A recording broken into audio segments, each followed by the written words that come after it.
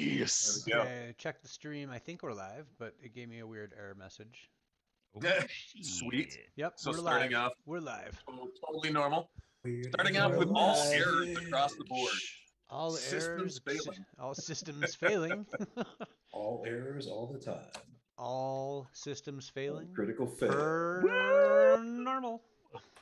That's right. And just in case our volume isn't working for our rabid fans No, who are it's- used to us. I'm on that motherfucker this time. I checked. That's before. right, damn it. Shit.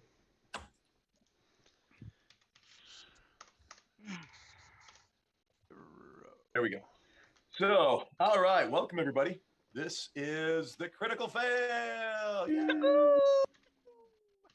And tonight we will be journeying into the descent into Avernus, or what we like to call just another day in hell. We are a group of role players and gamers with an embarrassing amount of gaming experience. Yeah, we play all sorts of different games. This is a D&D 5th edition game. We have been playing for, God, maybe a year now? Less than, probably. I can tell you exactly how long. Oh, it's been oh. playing. Oh, God. We've been playing our first session. It wasn't. First session was June 28th. Last. Oh, okay. Look at that. Hmm. Not even a year. Nice. Look at that. We've been We're talking well on about it. track. We've been like talking about it and pre-gaming for it for like a while longer than that. So that's probably why it feels like That's so long. right. And any of you that are familiar with our previous campaign, it was an 8-year-long epic campaign that took our characters from level 1 to level 20. They did everything like killing liches and the Draco liches and demigods and saving the entire world. So it was a lot of fun. A dragon or two. There were many dragons slain. That in the was just making on of a that Tuesday. Many pants were smoked. So true.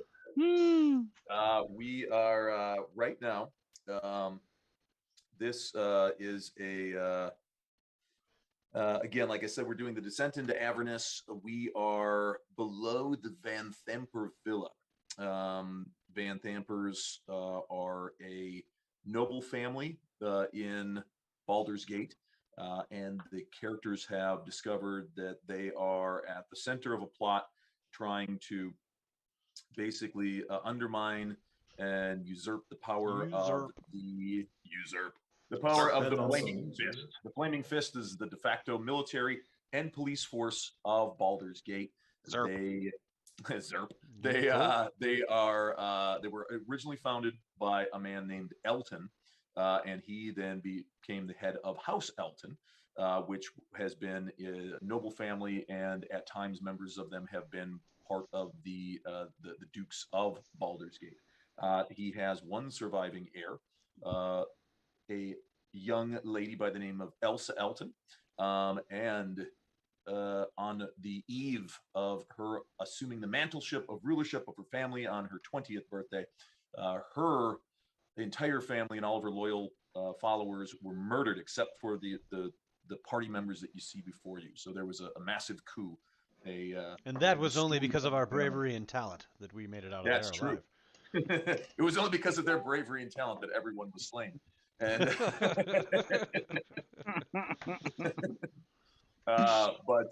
now the group is on the run, trying to put together back the pieces of the puzzle as to the who's, whys, and how's the family was overthrown, as they all have much at stake, none less so than Elsa herself, but all of the other characters obviously have a lot riding on the line. Not only riches, wealth, nobility, and privilege, but also clearing their names as, right now they have targets on their back as the previous steward of the family, a man by the name of Hans Ild, masterminded or at least oversaw the massacre of the loyalist Elton units. Now their path has led them thusly to the Van Thampers, as they got some information that a lot of the loyalist guards and household guards of the Elton family had been replaced over the years, especially most recently and most numerously right before the birthday party massacre. And they had been replaced by soldiers that had been trained by the Van Thamper family. This led our characters to investigate the Van Thampers, and we found out that yes, the Van Thampers had indeed been working with cultists of the Dead Three in order to try to undermine again the power that the Flaming Fist has. Now, exactly, what the final ends are is unsure, although it seems like Duke Elmara Van Thamper was going to use that to try to assume control of the Flaming Fist, or at least portions of it, in order to further cement her position. She is one of the ruling dukes. There are 4 dukes that rule Baldur's Gate, and of the 4 dukes, one of them holds the position of the Grand Duke. Now, the Grand Duke basically has like the overriding vote in cases of ties, and is sort of the face of the rulership. But the current Grand Duke is missing. He's a guy by the name of Alder Ravengard, who's not only the Grand Duke, but also the head of the Flaming Fist right now. Again, the company that was first founded by Elsa Elton's family. He was on a diplomatic mission to the holy city of Elturel to the east when that city disappeared. It vanished, leaving a gaping hole in the ground. Now there have been massive rumors abounding from refugees fleeing the area, saying everything from a cataclysmic earthquake split the ground asunder, sucking the whole city down below, to somebody else said it was as though the city was there one second and just a lifeless crater the next. There have also been rumors of demons, devils, monsters, orcs, goblins, dragons, and every other type of monster that you can possibly imagine having some part in the destruction of the city of Elturel. But with Alder Ravengard missing, the position of the Grand Duke is obviously at least temporarily vacant, and it seems as though this is part of Thelmara Van Thamper's plan to now supplant herself as the new Grand Duke of Baldur's Gate. The characters have met with all 3 of her sons, one of which they managed to gain a lot of useful information from. A big brute by the name of Mortlock. Here, I can bring him up. Mortlock is sort of this disfigured giant who they met underneath in the sort of catacombs, and he was actually well, here's the Dead Three. We'll show you that. Those are followers of the dead gods, Bane, Ball, and Merkel. And again, they had been hired by the Van Thamper family to basically create havoc and run amok, trying to show that the Flaming Fist was unable to adequately do their job. Now, Mortlock, where is big old Mortlock? So that big fella, they found him down below. He is one of the sons, and he said, admittedly, he is the least favorite of the Duke's sons, being that he is sort of this unsightly, hideously disfigured guy. But he says that is something that they always underestimated him. And so when the other 2 brothers made a move to assassinate him using the Dead Three cultists themselves, he managed to thwart the assassination, and in revenge, he pointed out the whereabouts of where one of his brothers, Amric, happened to reside. Let's be clear. He didn't thwart them. We saved his ass, and he owed it to us. Mm-hmm. But yeah, there's Now, Amric. Yes, he is the self-prescribed favorite son of the Duke. He is charming in a sort of mischievous, evil way. He is intelligent. He is manipulative and utterly decadent. Now, they met the 3rd of the brothers, a sort of sickly shut-in named Thirstwell. Thirstwell was in possession of this sort of an interesting, fiendish little box. Anyone who's familiar with the Hellraiser series, it looks just like that. It's a puzzle box, and it seems like he was in possession of it. The characters now took it, and he had an army of imps, these tiny devils that could turn invisible and assume forms of various beasts and critters that acted as his little army of spies and eyes throughout the city, since he was sort of a spider that lived in his own web and was unable to leave the manor. They have also met with this woman, Rhea Mantlemore. She is from Elturel. She was out on patrol. She came back to the city and saw the remains. She can testify firsthand that yes, it is true. The city is gone. There is a smoking crater where the city once was. She had heard rumors from refugees that demons and devils had swarmed on the city, reducing it to this smoking crater in the ground. She's not 100% certain on that, which is why she has fled. She has gone to the city of Baldur's Gate in search of Thavius Krieg. Now, Thavius Krieg is the leader of Elturel. He is the high overseer, a holy man who actually saved the city almost 50 years ago from an undead invasion. He is a follower of the god Amantur, and there, at first, everyone assumed that he was dead, that he died in the destruction of Elturel, but certain refugees that she talked to along the way told her that they saw Thavius Krieg being spirited away by a series of guards into the city gates of Baldur's Gate. Now, she obviously wanted to track down and see if there was any truth to these rumors at all, because if there's anybody who would have information on what happened and who could possibly do anything to save Elturel, it would most likely be Krieg.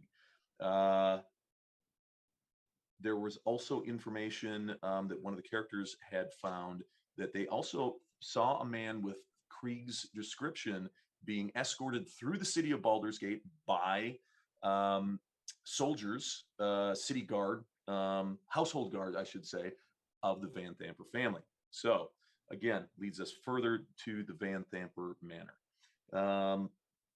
Let's see now, am I missing anything along the way? Along the way, I was just gonna say, there's a lot you didn't go over, but that's okay because we want to get to Elf playing Song too. Tavern. There's oh my god, there's so many things. We've got devils. We've got devils. We've got these guys. They're big. They're spiny. They're mean. We've got these other guys, and they are somewhat. We've got these little guys. Those are the little imps. We also have. Let's see, where is she? We've got these guys. They're also spiny. Yes, she was the bodyguard of Amric. And picture her, but wearing human clothes, and probably a little bit more feminine looking than that. But like, I can't help but think of the Thrycreen. Right. And this big guy, this barbed devil, they just ran into. They entered what appeared to be some sort of a temple, which was described as 2 rows of tall wrought iron candlesticks light this vaulted chamber, each one bearing 9 flickering candles. A 7-foot tall statue of an angel with white glowing eyes and holding a long sword stands atop a dais to the south. A 6-foot tall fiend bristling with spines stands west of the statue, glaring at 4 black-robed cultists who kneel and chant in the middle of the room, their faces hidden behind golden devil masks. 9 tapestries depicting the layers of the 9 hells adorn the walls. So some sort of a demonic fane with these worshippers. Now our fearless characters burst into the room and nearly were all killed immediately, as the devil proved to be quite the tough customer. Luckily, there was more than one heroic piece of heroism by the characters to save fallen comrades, and some also luck and some neat, interesting encounters that helped the characters get away. After dispatching of the main big gigantic devil, the hallways of these cultists come screaming down the hall. A whole row of them. I think there was 10 total. And now you can see there are their bodies littering the hallway. As after the demon, the characters made sort of short shrift of the human cultists. The meat shields. The meat shields. That's right. So that brings us to our recap. Let's do a little bit of introductions. My name's Mark. If you haven't met me before, I am the dungeon master of this noble band of hobo slayers. And so let's start this whole thing off. Let's start it off with Peregrine. Hello, everyone. I'm Greg, and I play Peregrine Ghostwind, nicknamed Grin. Human fighter, kind of brash, always looking for money, but is finding an interesting time sort of finding his fit in this party of psychopaths. I will pass it to Lucius Darvalan. Thank you so much, Grin. My name is Lucius Darvalan, and I am a half-drow, half-human creature that was appropriated from the streets of Kalimshan when I was just a wee lad. I have been raised by House Elton in service to their noble selves by various means, most of which revolve around my education at the Bardic College. I have taken to be an advisor for Elsa Eltan now that her rightful spot of power has needed to be reacquired, shall we say. I will allow Riss to expand further upon our usefulness to their noble selves. Riss.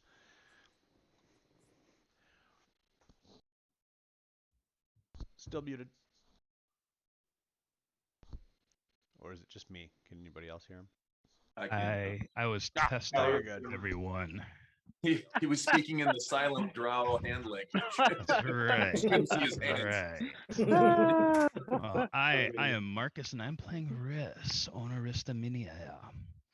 And he is a full drow who was raised in the Underdark, came to the surface, and has been working with the Elton family. He is his. Are you my daddy? His greatest quality. Who is your daddy, and what does he do? I just realized like that was something that might actually be a legit question. Just when I spank you, it's going to be out of love. Oh, not that kind of I see what you mean by that. Yes. And once again, I want to say we are sponsored by Pornhub. when I spank you, it will be out of love, but not the kind that I gave your mommy. Thanks for the subscription, Mark. Yes, no, his greatest weapon is his mind. He's a student of cultures and art and weaponry and warfare, and that is where his strengths lie. And with that, I shall pass it on to the most flamboyant, most charismatic, and careful person in the party, Jaren. Thank you so much for the sub, Nada. Oh my God! I thought you were going with Matt, but he's not here. You had me. You said the most careful. I was like, that's clearly going to be Matt. I was looking at Mordecai when I was thinking flamboyant. I was leaning towards your choice of Mordecai too, but you fooled me with Jared. Each word picked a different character, it sounded like. That's how I like to do.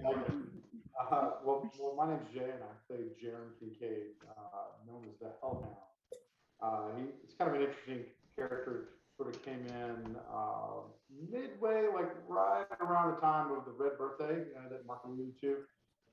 His family also had a very, very similar experience that the Elton family did in a very different part of Faerun. So he's here looking for, let's say, evidence / vengeance in terms of tracking down who did what and trying to understand what happened to the rest of his family. He's also trying to look for survivors as well.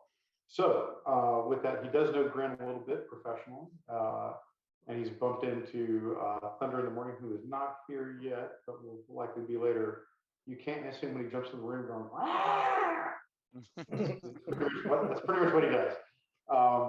So Jaren is a little bit conflicted. So he's a paladin, started out that way, is now taking an oath of vengeance, hence the trauma to his family. But his family has some secrets, and they have some friends that are very interested in helping Jaren out. So he is now dabbling as a warlock. So it's starting to become very interesting for him and very attractive to my man Mordecai, who will follow me. Mordecai is quite conflicted too. He's a showman, not a warrior. We're down in the dungeons fighting and killing. I don't know. I am Morty. I'm the illusionist. And I was working a birthday party, much like my boy Coda over here. And next thing you know, shit hit the fan. I also do a little bit of tutoring for Elsa, help her get her elemental control down. And yeah, speaking of showmen, I'm going to quickly pass it on over to the man. This is the greatest show. Hello, everyone. My name is Alan, and I play Darius Coda, the half-Orcan bard of Waterdeep, who ventured forth to make his way in the world and stopped at first at Baldur's Gate. Being there for less than 24 hours, was enlisted to sing a birthday ditty, and then was drawn henceforth into this wondrous crew. And now I am deciding to make it my life's work to start an epic tale of this crew that I have latched onto for safety and protection. So I believe that is everyone, correct? Yep. Everyone who is here currently. Excellent. We've got John. who's gonna Yes, be- we do. has- We do. Yes, we have a fabulous guest, a special guest appearance by John. Those who might have seen us do our Everyone Dies campaign, the 8-long campaign. He played the illustrious Lord Barrington Shudwell. Shudwell III. Yes. Yeah, I guess if you've ever seen the show the League, I'm kind of like Taco. Nice. And So you're banging So- everyone. yeah, pretty much. Basically. Yeah, I'm playing an NPC character this game. I forget his name. It was already announced, and when Amric. Amric, there we Amric go. Van Thamper. We've Yeah, got Mark the was in the intro. on the you can't see it. The 'cause you're probably most not looking. important hostage in. Well, I just got on roll 20. Well, I'm the most important hostage in the group, and I'll be back in 5. You guys can continue introductions, and I have to go and let in the Courtney. So we might have an Elsa spot. Ooh. Our illustrious Yeah. leader. yeah, so I'll do my best to fill in this time. Yeah. Would it be say like let her we- out the we each- backsliding door or something? He has to let We her each in. get a we each get a level up for each minute that he's gone. We can level up one. Oh, we're gonna be at level 13 by the time As this many guy levels gets as you can away. get completed before he gets back. But they're all Oh. Ninja Turtle level. That's right. Fancy costume. I and- got steel toe Damn boots. straight. And you must. Jay, you can take a level in Steven Seagal. I would have to gain a lot of weight real fast to make that happen. Because when you can gain a use- level in Steven Seagal, you literally gain a level of Steven Seagal. The first It's 5 a levels thick are level. early Steven Seagal, so you know. like- I mean, It's like you put on a whole Steven Steven Seagal suit for each level. Before that level, like 100%. I mean, up until 5th level, Oh. you're 90 Steven Seagal. There's this steep curve 6 up to right 8, afterwards. 6 to 8, it's 2000s, and we don't really want to go into the 15s. And, That's I mean- the YouTube demonstration videos. yeah, that's the dog the bounty hunter years. Oh my god. So Yeah, somebody that- correct me. That would be a legitimate reality show if we could get Dog Pound Hunter and Steven Seagal together. Oh yeah, Like, I would- that's I would gold. put- That's I would pure put that gold. on Patreon and I would pay well to watch that. Somebody correct me. Was he or was he not like the sheriff somewhere? He was Yes. he was a reserve police officer in like some rural Louisiana place. He was like in for one everything. thing, it was obvious that there was all kinds of liability issues going on. Like Okay. every show. I thought, yeah, I thought he like won an election for like a parish sheriff or something. No, no. Shaq was a cop, and he was actually a licensed police officer for a little bit. But Seagal, he somehow got a reserve police commission somewhere in this. I mean, it's like one horse town in Louisiana, and he's like got the worst fake Cajun accent ever. 98 miles an hour on like a 2-lane in the back of the swamp. The little deputy next to him is like scared shitless. I said, "Would it prefer to slow down, man? Hey, Steven." Yeah, that Tom Molino, whatever that comedy thing that I sent in the Facebook link. Yeah, he goes into that whole show about. He's like, you can legitimately, like, I could go to this bar in Louisiana and get into a bar brawl, and Steven fucking Seagal will be sent to arrest me. He's like, and the guy on this show, he's got an accent for everyone. He's in the hip with everyone. He's like, when they run into a black guy, he's like, hey brother, what's going on? And the black guy's like, I'm doing fine. No. and then and then they see a group of Hispanics, and he's like, hola amigos. Yeah, it goes on Just for quite a not while. subtle stereotyping everyone. Yes. Steven Seagal. And you go squishy for He was a lot better with his string of 3-word action movies back in the 80s. Above the Law, Hard to Kill, Hey, Under I'll tell you, Siege. Death. Under if you Siege. want some pure comedy gold right now, Oh, like you should look at his straight to video shit that he's got out right now. Like he's got one that it's like a bunch of professional wrestlers in it as the cast. And I watched the whole thing on YouTube. Is like when it's like he reacts thing on YouTube. This cat got paid to sit behind a folding table with like a long gun looking out a window as like the elite death commando sniper. The entire hour and a half movie, he never moved. Like literally.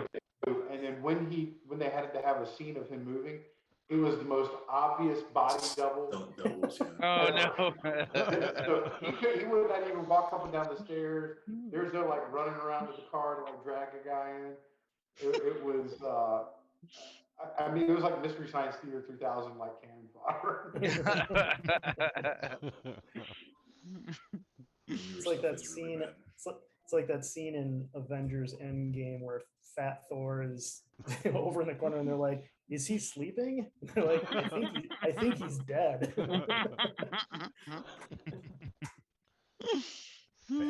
Fat Thor. Who doesn't like a little fat Thor? I have fire running through my veins. I think it's more like cheese whiz.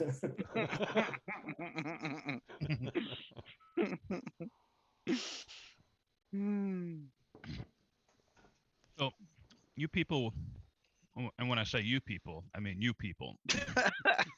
With Thanks for the clarification. What do you mean, You people- you people with the kids. With the kids. Yeah. Ugh. A couple of years back, I was talking with a friend of mine in front of his kid, who at that time was probably around 7. And I was just talking, like, whatever, blah, blah, blah. And I was like, oh yeah, and that fat person, like I just said it like that. And he looks at me, he's like, oh, we don't use the word fat. It's like an F word. Because it's being used in schools, and it's a bully word. So yeah, if you could like not say that around my, is that a thing, or is that just like in that school? I mean, I find the word fat to be one of the most motivating words ever, because if you're fat and you get called fat, you'd like to not be fat. I mean, it's pretty much how my whole life, like I've watched that my entire life. It's never failed to work. That's fair. I mean, Oh. fat Oh, and look at- tubby were great motivators when doing military training things. I don't know if It all is it's all in the context, just like every Yeah. freaking thing. It's like, damn girl, that ass looks fat. That's a compliment, right? HAT is an Well, that's spelled differently.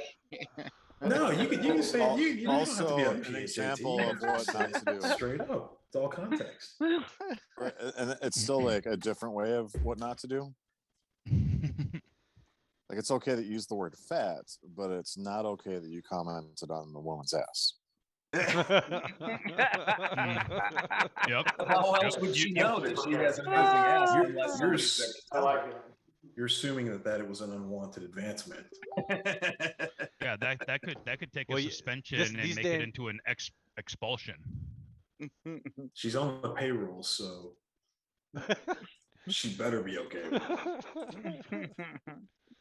I'm not a huge fan of the word, obviously, because I have been called that several times in my life, and not a big fan of the usage of that. So I am sensitive to it. And I try to remind my kids that that's not an appropriate thing to call someone. But yeah, I'm not a huge fan of that word. It makes me very sensitive. Well, I just didn't know if it was like a thing that's being School thing. Yeah, being told Yeah, to kids like this is Oh, a I'm sure very it very is. inappropriate thing.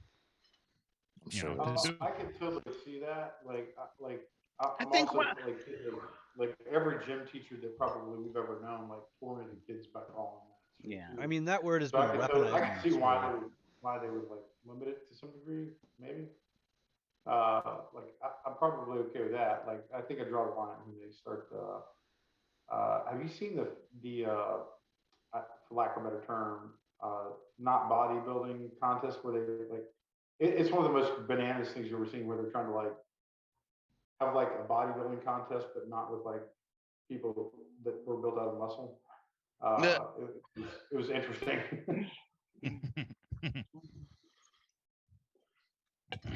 I mean, some of the most challenging and easiest push-ups I've done in my life was when a drill sergeant was like yelling at me saying, all right, beat your face. And you're like, okay. And you start doing push-ups and he says, 1 tubby tubby, 2 tubby tubby, 3 tubby tubby, 3 tubby tubby, 3 tubby tubby. And you're like, what the fuck? A, I'm doing push-ups, and B, I'm not tubby. So fucking what? So yeah, it's difficult, and it's not, because inside you're also fucking cracking up. Except, It may be motivating to people who are not actually fat. well, That may there's, that may work, but there's people also, who there's are also a big there's a big difference between basic training and daily public schooling. Yeah, and third grade. Right. For sure. So, do you think they could get away with doing a show like Teletubbies nowadays, or is that too on PC? Well, Yeah, they isn't could. the Tubbies is also tube, right? Like Oh yeah. television. But they're sitting in front of a television getting fat. They're all Well, pear yeah, shaped. that is true. They They're are all pear shaped. I They probably couldn't get away never- with doing a show like Fat Albert. Right. But what if that's how the person self-identifies? Like, what if that's their nickname for themselves? You know what I mean? Like, I knew a guy named Big Ed. He wasn't called Big Ed because people called that was his name. He wanted to be called Big Ed, and he was big enough to where you would call him whatever the fuck he wanted to be called. But that's aside from the point. Yeah. Is it still I knew a bad big then? dude. Yeah. We called him Slim. He loved it. That was his nickname, Slim. And he was not when Slim. I was in South Chicago at a bar where I was the only white person Oh, in there, and it was a context. full bar. Like, I met a guy, and he was like, "Hey, I'm Big Belly Man." I'm like, "Okay." And he's like, "You know why my name's Big Belly Man?" And I'm like, "I'm not gonna assume a thing." He goes, "I got a big belly." And he just like slaps it. And I'm like, "Okay, Big Belly Man." Like, I mean, everybody has something that they would not want to be called, for sure. right? Even though it may be an obvious feature. You know, somebody has a weird, offsetting, disturbing nose. It's a feature that somebody has, and they either embrace it or are really sensitive about it. So I think it's the same thing, that to initially be a human and think that there's something I wouldn't want to be called, perhaps fat is not something that I should first address you with. Sure. Hey, fatty. Right. Yeah. What if it was like the fourth or fifth time we'd hung out, and we had been getting along well up to that point? You know what I mean? Like, Joe, are you asking me if you can call me fat?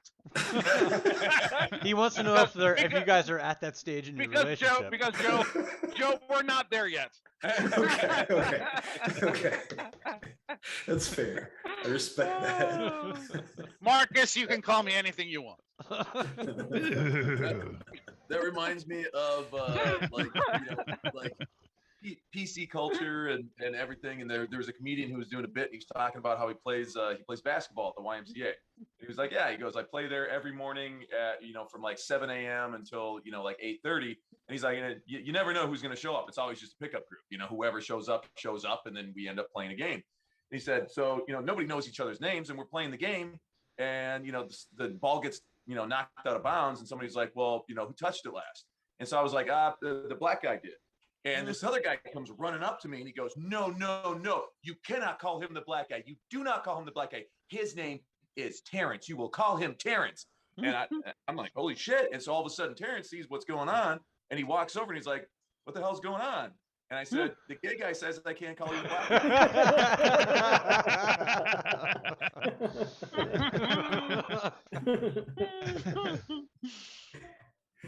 Yeah, there's so many other features about me. Like, you call me the old guy, or the gray bearded one, or something like that. That's I take That less handsome insult. fella over there. Or that one. The Hello. charming, Obviously. Sexy. the charming guy who maxed his charisma score. Now that reminds me, I saw a comedian who was like this tall, thin black woman, and she was like, so I was at this party with a friend, and this friend of mine was like, oh my gosh, who is that one guy who was in the kitchen, and he was in the purple shirt, and fuck, he was just so good looking, like I really wanted to meet him. And she was like, I don't remember seeing a guy with the purple shirt. And she was like, well, he was taller, he had pretty eyes, brown eyes, blah, blah, blah. And she was like, are you talking about Greg? And she was like, yeah. She's like, why didn't you say the black guy? Like, he was the only black guy at the party. And she was like, well, I didn't think that would be okay to say, you know, like you being a black woman. I just don't want to say, oh, the other black person there, you know. But there's like there's like this weird, you know, like PC eggshells. What's okay, what's not okay, and I don't know, you know. I understand I'm a white male, and I once made the comment. I was like, fuck, I love jokes that target me. Like I saw this episode of It's Always Sunny in Philadelphia where they're making fun of injured veterans. I was like, that's fucking, I loved it. I was in a wheelchair at the time. And I thought it was great. And then they pointed out, you're like, well, you're also a white male and you're in a position of privilege where like jokes and stuff like that never like solely targeted you with an intent to hurt. Mm. Yeah. And I'm like, And there's okay. there's also a difference between me meeting somebody and them not knowing my name and then referring to me as, well, the fat guy said, versus me being in the audience while my wife was doing stand up and Lisa Lampanelli opened the show. And if you don't know who she is, she's like, Oh yeah. she's like the greatest foul-mouthed insult person in the world. Oh yeah. She ripped and she into, uses herself. My wife brought 32 people to that show. At least 20 of them got hit by Lampanelli. Just bam, bam, bam. Hey, Hispanic dude in the suit. Where'd you get that suit? You know, like it's like she just ripped. And I got hit on the way by and I laughed because it's part of the joke. You're in on it. You're not being made fun of, you're being brought into it. So it really depends on the context the word is used. You know, I saw a comedian in Vegas that, you know, that was his whole shtick was I'm going to look at the crowd and I'm going to rip them up. Yeah. The comedian in Vegas that we saw, he did the same thing. It was fucking hilarious. Oh, I think cancel culture has gone too far because they are attacking comedians. And I think their job is to talk shit. The comedian is the jester, right? The jester could go to the king and say, "King, you're a dumb fuck," and the king would be like, he gets a pass no matter what. Nobody can say that to me. That's awesome. That's the jester's prerogative. And so for comedians, I think it's great. I think it's like the best thing that we do in this country in free speech. I just think that in public there should be a moment's pause before you make an assumption about somebody.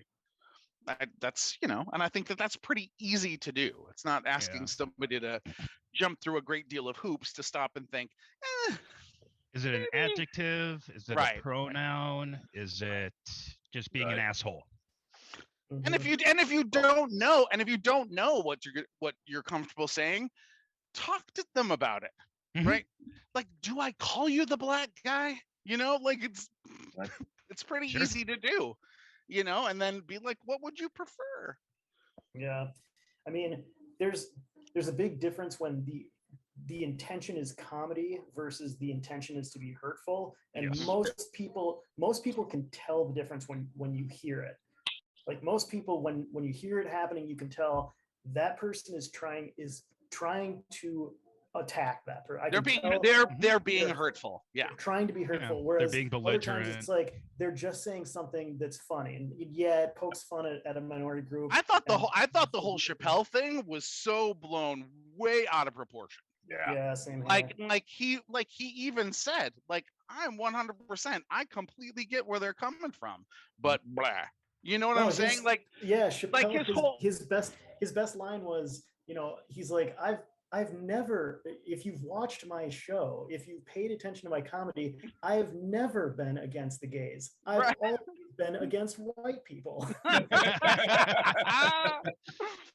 And I think too that's a whole other conversation too about the whole, you know, white person thing that so many people are taking offense at that. And I'm like, you know, we've still got at least, you know, 200-300 more years where we can take white jokes and not be offended.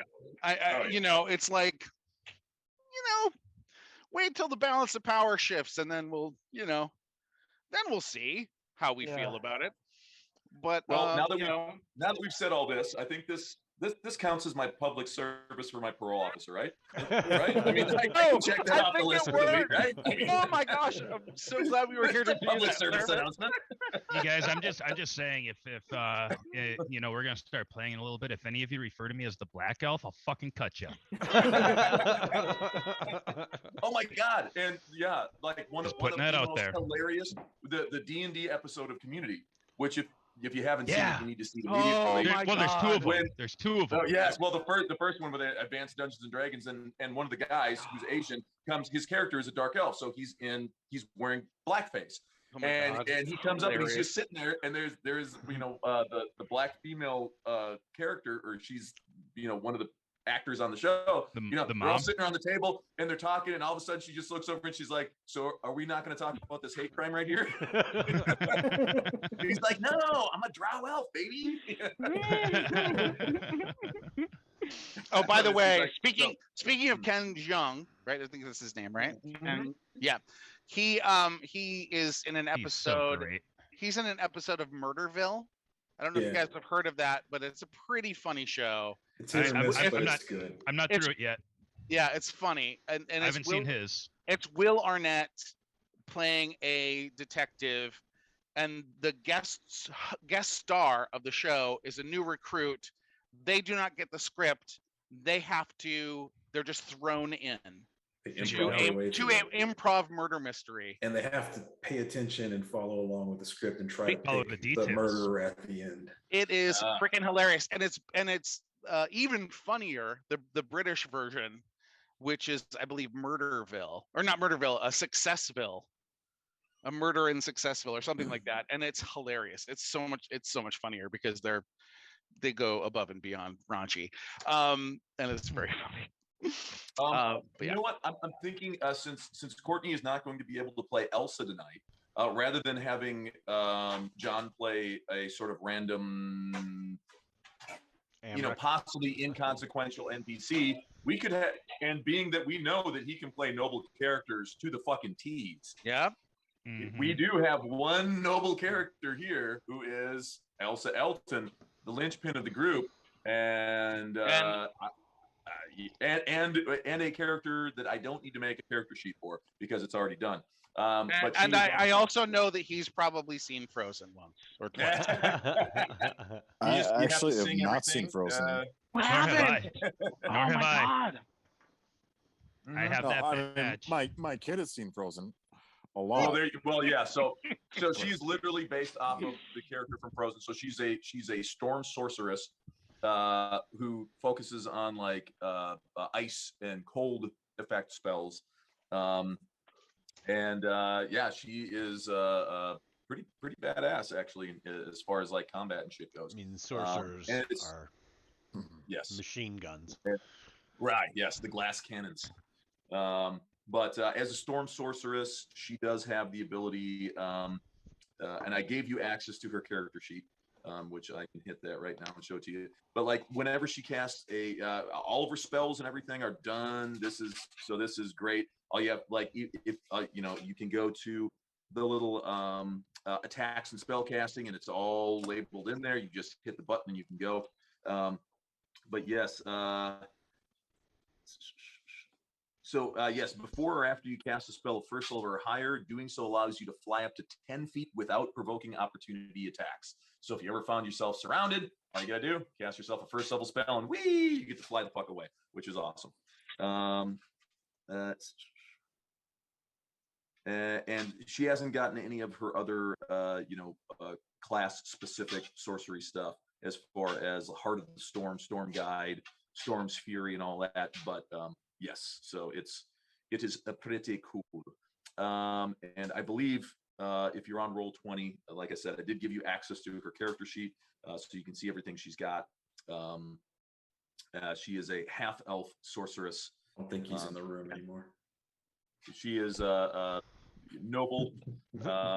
John was like, "Screw that, I'm out of here." Yeah, he's like, no. It's That's like, too why you much keep on work. making me play chicks? Oh, you're there. There it is.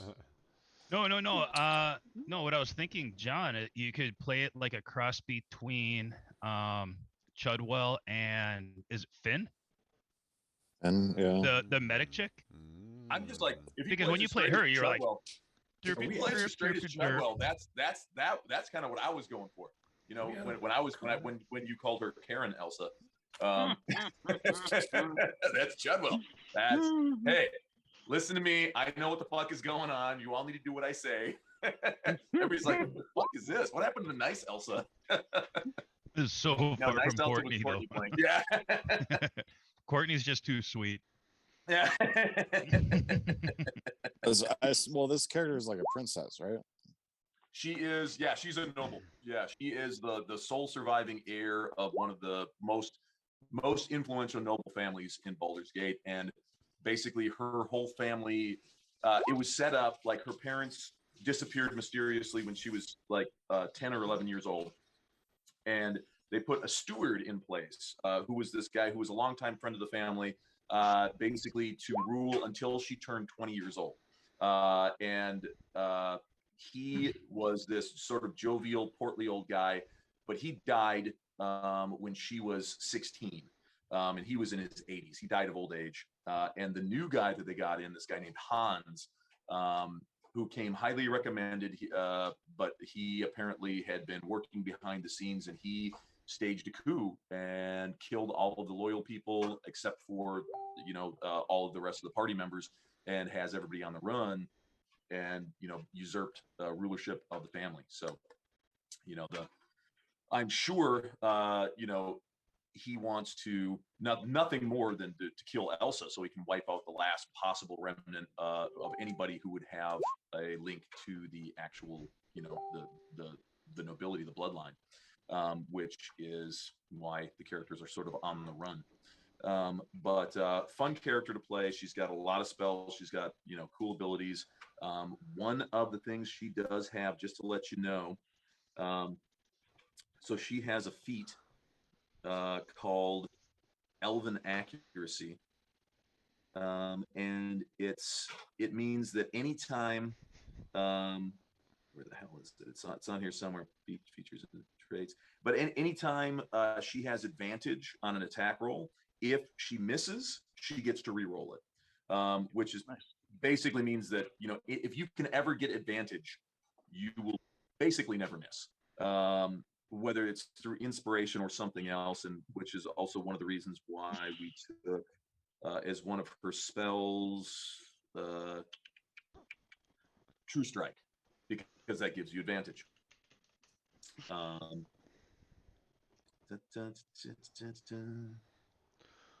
you want to build a snowman? You can't do it. You can't do it. I could not resist. I'm sorry. You can't do it. That was hilarious. You can't be posting that shit. I'll just start laughing. No, man. It's just too good. For those who are not able to look at our secret private chat,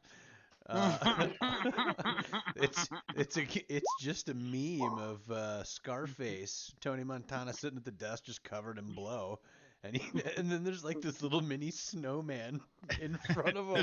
It's about 14 inches high. Yeah, but that's a little snowman. It's not like a full-size snowman. Sure. It's on the desk where the big pile of coke is in front of him, and it just says, "Do you want to build a snowman?" But it's actually all spelled out like that. Juwanna.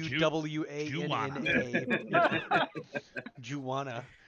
Juwanna. So then there was a small kind of back and forth about whether you could say that without an accent, and I don't believe you can. Yeah, I said you can't read that without an accent. Like you look at it and it's like just accent happens. It forces you to Steven Seagal it, dude. Yep. That's probably how Steven Seagal got all of his accents down. That's just because he whispers everything, so you have no idea if he's talking with an accent or not. You're like, I don't know. I think he was French, but he nailed it. It's pretty safe. Pretty safe. You wanna build a snowman? You wanna build a snowman? Do you wanna build a snowman? All right. So now that we're all caught up and we had a good 30 minutes of fuck around. So again, we have wiped out the cultist throng that came that came rushing through. And what would people like to do? We are no longer in active combat. Build a Situation snowman. is as it you build a snowman. As it lays out, it's sort of Mordecai is sort of assumed the guise of one of the cultists. Searching the bodies. Yeah. I'm gonna brush my hair. Yeah, I was going to say, I will assist in searching the bodies. And Just to brushing the speed it hair? up. Yes. Sing a song about it. Wait, who's brushing their hair? I'll just follow. I'll just grab the brush and start doing that while she searches the bodies. I sexually harass Elsa and call racist if she resists. If you have any problem with it, it's just because racist. It's racist. What, you don't like dark elves? The fuck, man. Let's see. Mark? Did I see Elsa take any damage? I do not believe so. Right. Y'all are way too poor to date me. Yeah. Yeah, she is. I believe she is. Look behind me, John. This is who you're talking about. I mean, that's one sexy motherfucker back there. He is the half-orc bard. Mm-hmm. Tra la la la la. Yeah, This like I room's said, safe too to go poor. into now? I'll learn you. Great. All right.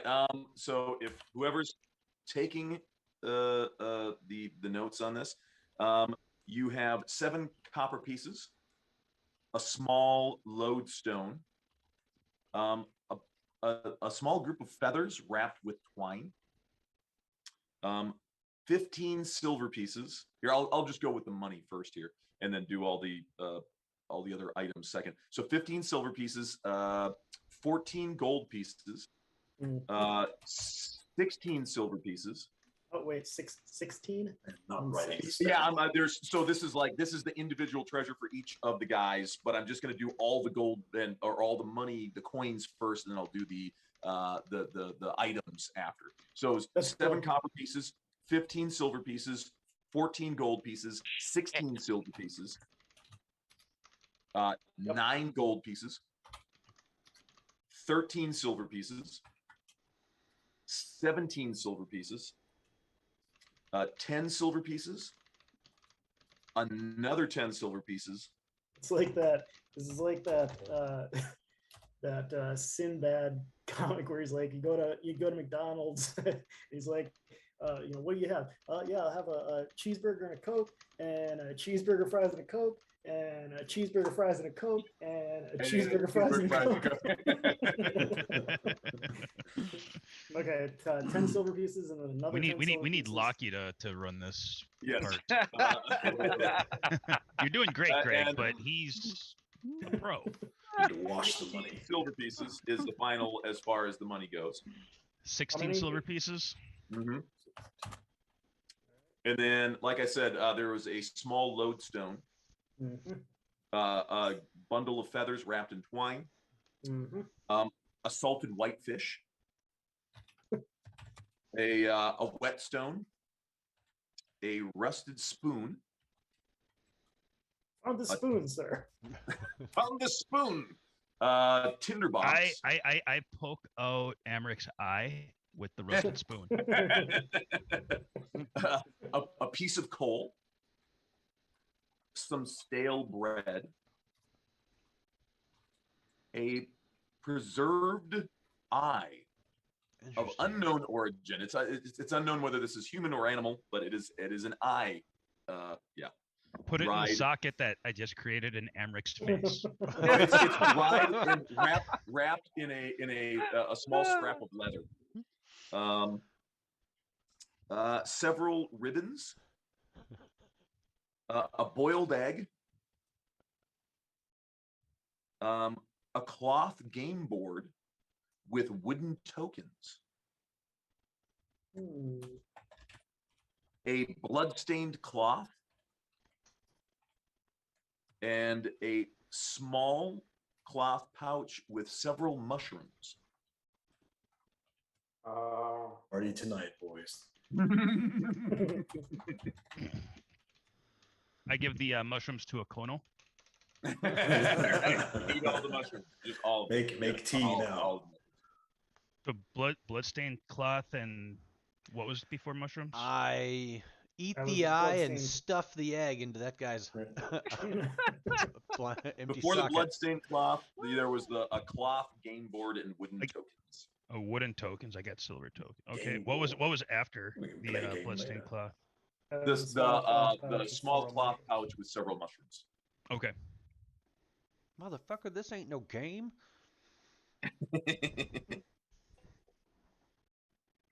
But it's got wooden tokens, sir. A couple of us went down to the statue room and started searching in there. Yeah. Are the mushrooms fresh or dehydrated? They look dried. Yes. Right. Okay. Stems and caps, or just caps? It looks like it's a mixture of both. Like, Okay. Is there purple and blue? Salted. Blue fuzz on it. Are they Costco brand? yeah. Because those are pretty dope. What color is the pouch? Yeah, Cloth. what is the Cloth color. Yeah, can't remember. And It's what's the thread count of the cloth? It says basic cloth pouch. Okay, so whatever color basic cloth is. It's very basic. It'd be tan. It's not dark, you know, because I'm exotic. I would say it's more of a wicker color. Flicker. Taupe. Sort of a Anyways. nude. It's a nude color.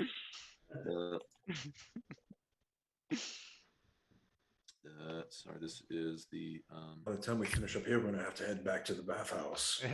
If I kill 30 beavers, how many hides can I make into basic leather pouches? What, the 30 beaver. I mean, are these African or European beavers? If I hold it, if I grip it by the Slang the tail, if I grip it by the tail, it's not a question of where you grip it. Trying to Just tell one. me coconuts are migratory. Are you suggesting coconuts migrate?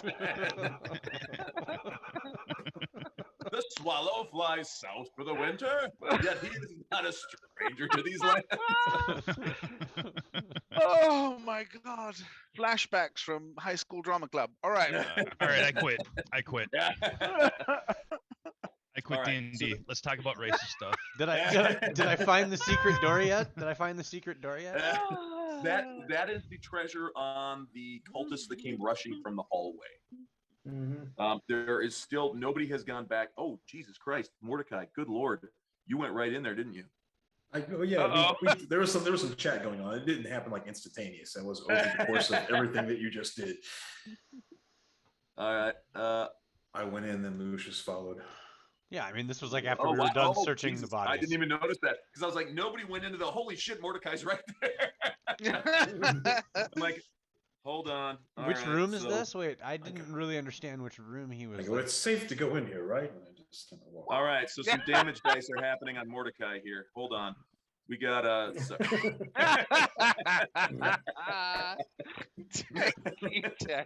you see bits of Mordecai flying out the door. Oh, look, Barely Mordecai's an doing that blowing up illusion of thing me. again. Doing that thing where he Morty. turns into a fireball and then explodes. I'm dressed as a gee, cultist. I don't think this is a really good idea. They killed Mordecai, you bastard! That's so weird. Um, Aravan shows up and does sneak damage on Mordecai. Also, minute, very wait a nice. minute. What kind of crazy twist of cosmic fate is this? Some multiverse shit. This feels like a season 7 Supernatural episode. Yeah, it's like going that's back in it's like time and- it's like like going back in Aravan, time but it's and like killing your Aravan from the grandfather. future. Aravan's got like a cybernetic implant. Marcus, that was a terrific deep cut. I love that one. I love that one. And he does a 360 spin right before he shoots his crossbow. I don't know if And, she'll sit. I don't know if she'll sit still long enough for you to view her. But this is our new puppy. Oh, hi, Papa. Not so much a puppy as she is a gigantic Saint Bernard. Oh my lord! Her name is Queenie. She is 100-pound pile of adorable, cute, slobbering cuddle fur, and You she look fluffy. when she sniffs, she sounds like a hog. It's pretty fabulous. So that's the new member of the family. So that's that's the head that will be between your legs for the rest of the evening. I got it. Exactly. That's why I've been spending the whole evening going, "What are you doing over? Don't." you Oh, hear I a lot of just- heavy Making breathing. faces. I That's just what that noticed is. your shirt, Alan. I love that shirt.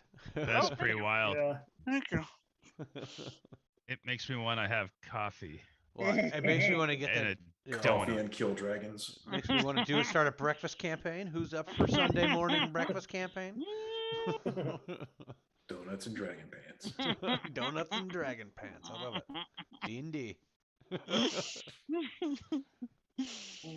All right, on the donuts. sorry, on the Critical fails next venture. right on the Statue. On the floor. On the ceiling. To the window. on the To the wall? cultist in the actual temple, you find a total of Go for it, Green. It's all you, buddy. Yep. I'm ready. 36 copper, 17 silver, and 7 gold. There is a tiny figurine Tiny in the dancer? shape of what looks like a female devil. Oh. A Tiny pendant- devil.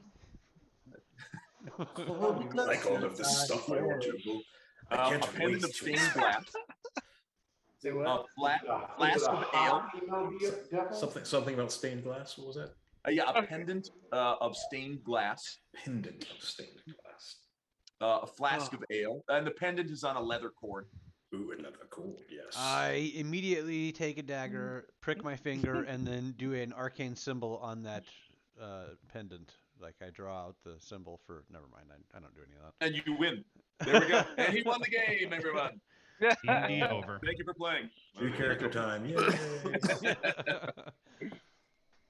There is also a small brass bell.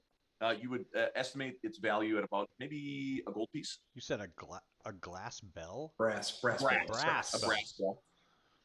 Brass. Brass. A blob of wax. A piece of Blob. coal. Hot. Yep.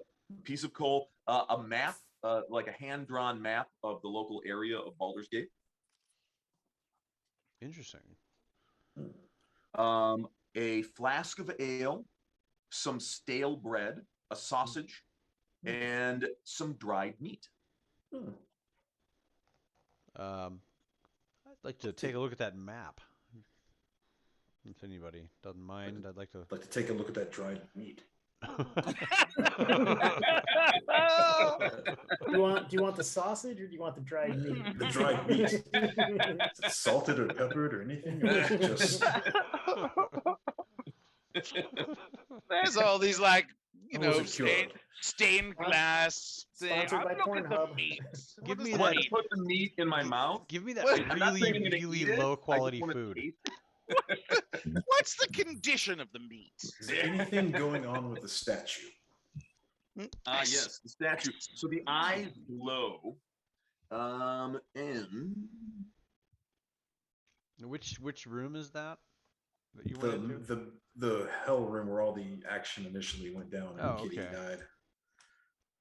it appears as though the after just even a cursory examination of the statue, it is made out of it is carved out of stone, not like marble or anything that would be, obviously valuable, possibly just like a limestone.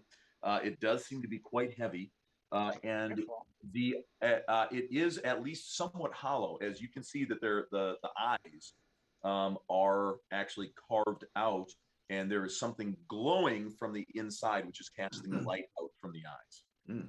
Mm. Now, careful there, Mordecai. Just, do you know what you're doing? I'm not doing anything.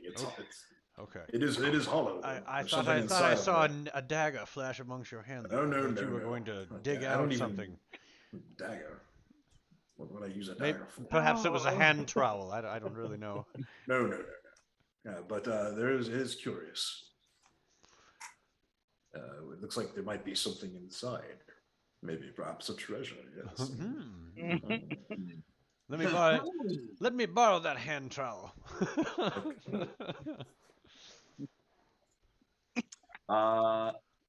Okay, and you said Question mark. Question mark? exclamation point. Alfred and Mal, who are they? They are Thunder in the Morning's retainers. Okay. Let's see. Sorry, scrolling through to see if I missed any messages. No. All right. Yeah, I'm So just we like got searching around the room for any kind of hidden doors, false walls, etc. Riz, have you collected enough money to get us a nice hotel room for the night? And we need to inspect all this loot at some point. Jesus. I do recommend that we move down the hallway in the direction of the minions, check the rest of the doors very quickly. Hey, why don't you Just make sure we don't get surprised by anything let's while you're counting your money. let's bust this statue open real quick before we go. I think there might be something in there. I'm game. Or Lucius, do you have a plan? I'm curious. No plan. I just wanted to make sure that there was no more demons that would be popping out on us or something. I am not Is it glowing from within the head? Sorry? Is it glowing from within the head, like within the eye socket? Is that where the... Yeah, it looks like it at least the entire head, from what you can tell, is hollow. It's been carved out. Perhaps the entire statue, you have no idea. All you can tell by looking into the eye sockets where the light is coming out, you can definitely see that the head is hollow. Hellhound, perhaps you can... Don't you like removing the heads of things? This is a willing participant right here, yes. Well, the only thing I can offer on that one is we can either keep it and examine it later, or we can just crack it open. Crack it open, yes. Crack it open. Okay. Mark, I go in there and I try to take a look at it as well. Mm-hmm. Yeah, actually, that's a great idea. Can I take an investigation check on it and just to see if I can tell if there's anything? Or how about this? Hold on. What about this right here? Detect magic. Okay. Yes, sir. Do that. Ask that. Well, we have all our other undetected stuff also. All the stuff we've been. Well, I've still got a couple more. We can do it later. I break it open with Amric's hand. But I mean, you can as well. Ramming his fist into the face of that thing just until it breaks. And if that doesn't work, I'll just use his forehead.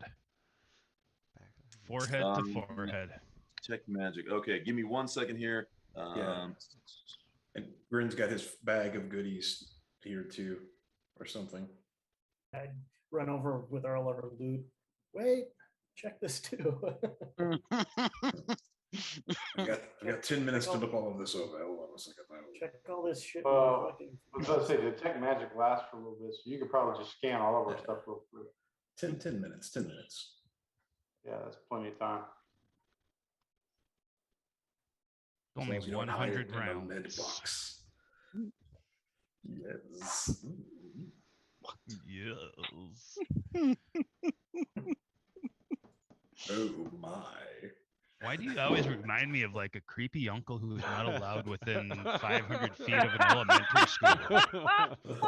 Yet I'm scheduled to perform at your local schools. All right, so what do we got? Mordecai is searching the statue. Riz is investigating. Was it Riz was investigating or Jaren? We both are. Yeah. We're kind of together. We We're a wanted to thing. take a look at that. I called the boys in here while I was investigating it and detecting it.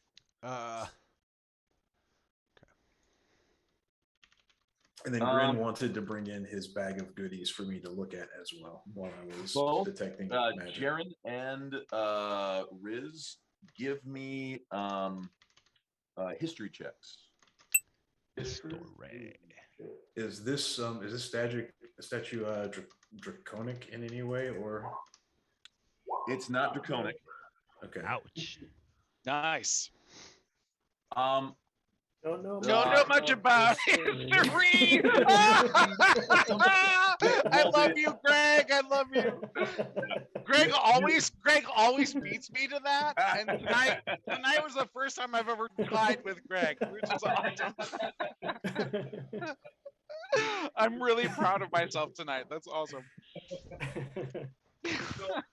Got to be proud of something.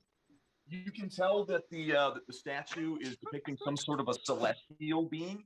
You're not sure if this is supposed to be a specific celestial or if this is just a generic celestial. You know, like, is this just like, you know, one of Raphael's cherubs, or is this supposed to be the depiction of the Archangel Michael? You're unsure as far as that goes. Something is out of place. The what? No, I'm just telling the group that something's out of place. If an object like that is here, based on everything else that we've seen in the presence of devils in particular. Yeah. That's very unusual. Yeah. Get inspiration if you don't already have it, because that's here's this celestial statue that they all seem to be worshiping. Yet going around the room, you have these tapestries set up depicting the 9 hells, which seems to be in direct, opposition to this figure on the dais. Well, yeah, wasn't there a plaque on the door that said something like, even a fallen angel can rise again or something? That which falls can rise again. Yeah. Mm-hmm. Lucifer, son of the morning. Yeah, if we can find a name or a phrase or something like that, I might be able to ask for a favor to see who it is. Was there any magical presence coming from the statue, or any information from the detect magic?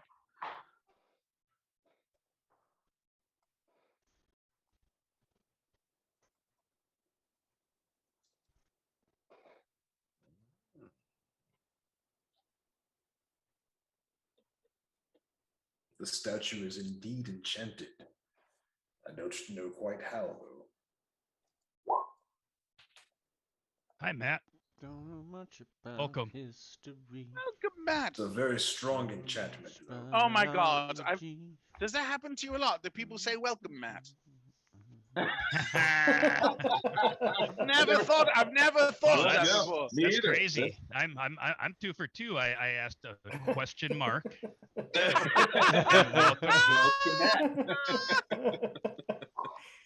Oh, that's at a negative Wow. 1. That's at a negative 1. Nice. Oh my God, that's brilliant. I swear, So, I Mark, want to. I just want to take a picture of you and put it on my doormat, and have people be very confused. And I say, no, it's just my welcome mat. I really Mark, do. I emoted this, or emo, whatever. Why are we? You emote? Do I need to pull up Roll20? Is that what I'm hearing? I said, Riss studies the tapestries. He's looking for like some kind of a hint that Jaren was talking about.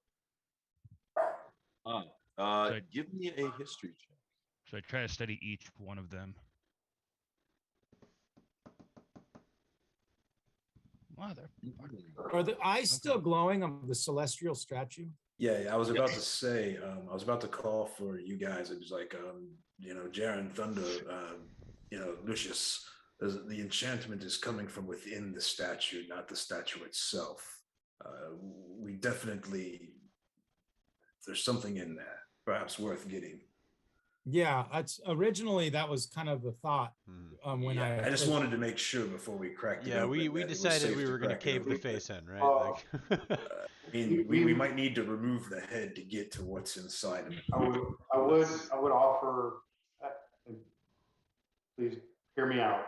We may want to have a little bit of caution with this. It might be worthwhile opening that in a temple. in the what? A temple, somewhere we can control. It Well, I might be mean, better. What if we just We can't take the entire statue with us. We need to the get statue's whatever's too inside. big. We Yeah. could Oh, take wait, the are you head talking though. about the big statue or the little statue? The Big big statue, this big thing big right here at statue? the bottom. Is Yeah. the little statue the same as the big statue? It's a little statue. And the No, big no, one's no, no, bigger. no. We're talking about this is why it big takes angel under all that statue money to down at the show up. bottom. Just I want everybody to realize it. The legit question is the small figurine Two different things. akin to the large statue? It does Oh, look akin. similar in any way. Is it basically is the little statue a voodoo doll for the big statue? I suspect the DM is typing secrets. Mhm. or whispers. The little statue is a tiny figurine in the shape of a female devil, and the big statue he was saying did not appear to be a devil. It appeared to be a. No. I'm with you, but my question is does the With the pose? I'm trying to figure out how to ask this question. Is it? Do they look like sisters? Do they look like the same relation? person? Give me an insight check. Insight. Okay, insight. That's way too insightful for me. I can't even figure out what he's trying to ask you. I go to I'm rolling hot tonight. I walk up to Jaren and I say, Jaren, look at this tapestry here. And I bring him over to the female one. Mm-hmm. And I say, do you see this female demon?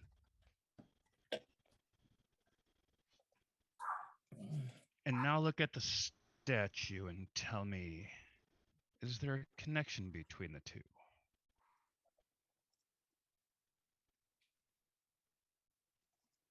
There's a limited number of reasons that you have a statue of a celestial or an angelic being here. I mean, I know something of the infernal and I know something of the celestial. There is a connection. They're either allies or enemies. There's no in between. So we just don't know which one it is. Is it possible that they might be the same person? Or In being? theory, but I don't think I haven't seen any. I mean, we haven't seen. Well, wait a minute. Grin, what did you say? Grin, what did you say? The sign outside said something about a fallen angel or an angel rising. Well, I cannot read that language myself, but I believe Mordecai. Actually, let me rephrase that. I don't believe Mordecai, but I heard Mordecai say that it says that which has fallen can rise again. Can you show me the sign or where that script is? Because I read both celestial and. I'm pretty sure it was like right where the doors are. I think it was on the something like that. Yeah. I'm pretty sure it was like right. It was like a sign on the door or something, or above the door, or something like that. So I'll examine that doorway to see if I can see any type of script. Jared, before you walk away, There we go. Yeah. the small statue that you carry, Yes. does it not look like the archdevil in this tapestry right here? And as you're looking at it, at first glance, it's a very crude representation. But now that you're like looking at, like comparing it, and you're like, oh shit, no, that matches, and this matches, and oh god, it's missing this hand here, and it's got the wings, and you're like, no, fuck, that is the one. I think we're starting to see the potential connection. this may be one and the same. Quick question, Mark. Is when you said the hand was missing, was it sculpted that way, or is the sculpture like busted? Hard to tell. It's very worn, and it looks like this thing has probably been almost like prayer beads, probably sort of fastidiously like rubbed, almost like a rabbit's foot for good luck. But yeah, but if it is coincidence, that is probably your insight would probably tell you that is probably one hell of a coincidence. From what it looks like to me, the devil on the tapestry is very, very similar to the angel that we're looking at in the statue. So, in my limited understanding of that world, and Mordecai, you may know more than me, that tells me you're probably dealing with a very, very powerful devil, because it didn't start as a devil. It started as an angel or a celestial being at some point. And it takes a lot for that transition. This is probably more than we can deal with right now, if we were to run into that being at this moment. Are you saying we should just leave it here? No, I think we should just crack the head open and see what happens. Yes, let's crack the head open. What he said. Yes, that's what I've been So, saying this whole time. Based on the look, if I could screen capture Marcus's face right now, I would. You're doing so good. You're doing so good right up to that point. I mean, Thunder, look to Jan. I'm not entirely opposed. Thunder, look to He's Jan. gonna like stand guard outside the hallway. Well, I was thinking of trying to get Amric to do it. Riz is like, Who's I got a don't big care. strength? I Throw don't care if Amric it at happens. I just care if it's like somebody important to us. Amric is actually very strong. So we could All get I can- Amric to do it. All I can tell is it's some type of enchantment No, magic. Thunder's onto something. We probably need to query Amric about this, by the way. It's gonna, we're gonna have to hit this thing with something big to fucking crack it open, or knock the whole bitch I do have a down. warhammer in my pocket. But Well, I like Oh, where your no, head's that's at. a warhammer in your pocket. I thought you were just excited. if you've got a warhammer, I'm willing to use it because I got 8 well, more lives. I mean, I you know what they say about paladins, but it's no, like, well, so if there's a way we can do this without brute force, if we can like carefully like open it up, I think that's one way. But Okay, then you know, then we want to find out what's in Thunder- there. There's only one way. Hey, Mark.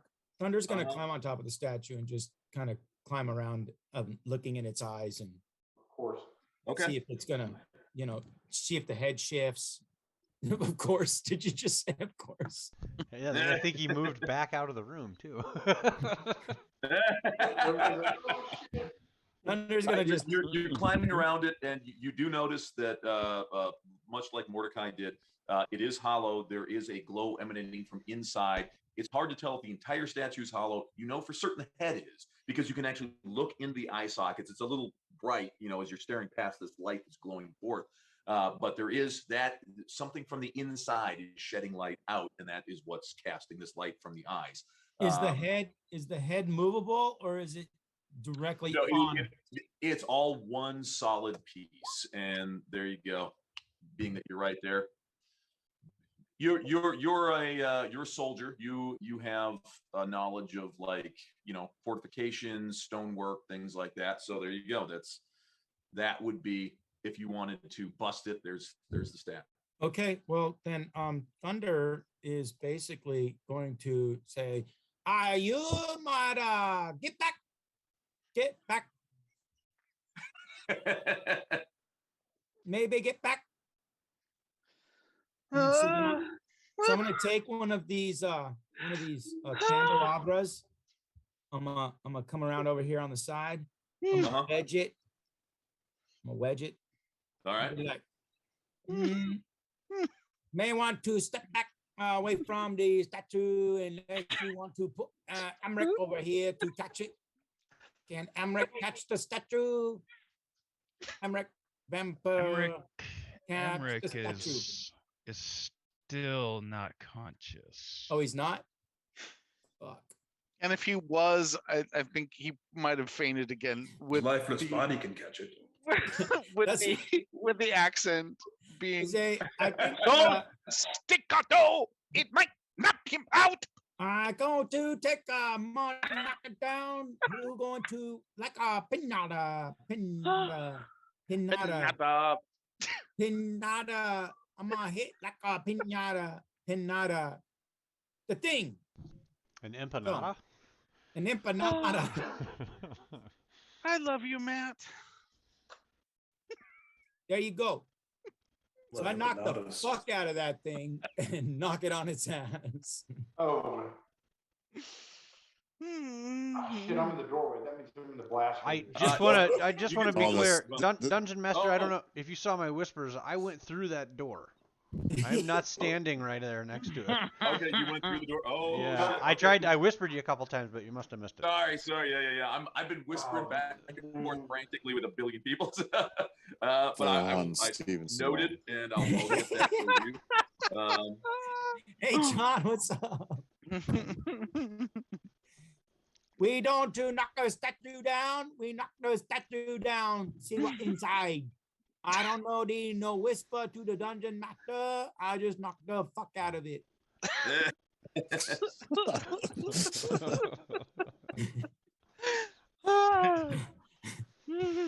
So should I do a instead of rolling that, should I do a strength check or just roll it again?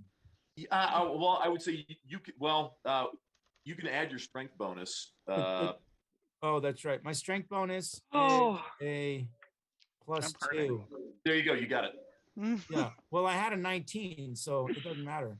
Well, you needed to get a 20 to topple it, and so I'm Oh. like, you got a 19, but with your bonuses, you got it. Yeah. Sorry, I should have just hit the strength button. So. All right. So we so- topple it over, knock it down, and then I'm gonna take the candelabra to the head. If it didn't do enough damage to the body, to the head, I'm gonna knock it and get inside, put a shiny object inside. All right, hold on. There's a one shiny second. object inside that make a light. I like it. Shiny. In a shocking turn of events, Thunder is doing something impulsive again. Let's say don't die a second time in this room, Papa. At least wait till you're out of this room. Same room I died in last time. I died in again. Elsa's rolling her eyes so hard. Usually- Shoot, I sent that to Elsa. Hold on, let me. Oh, Well, she's that's send it to you, well, John. that's Shake your the head. that's the thing. We are what is it? 5, 10, 15, 20, 25, 30 feet away from the door, and we can still hear thunder very clearly echoing through the hall. So, John, I just sent you a whisper. Disregard.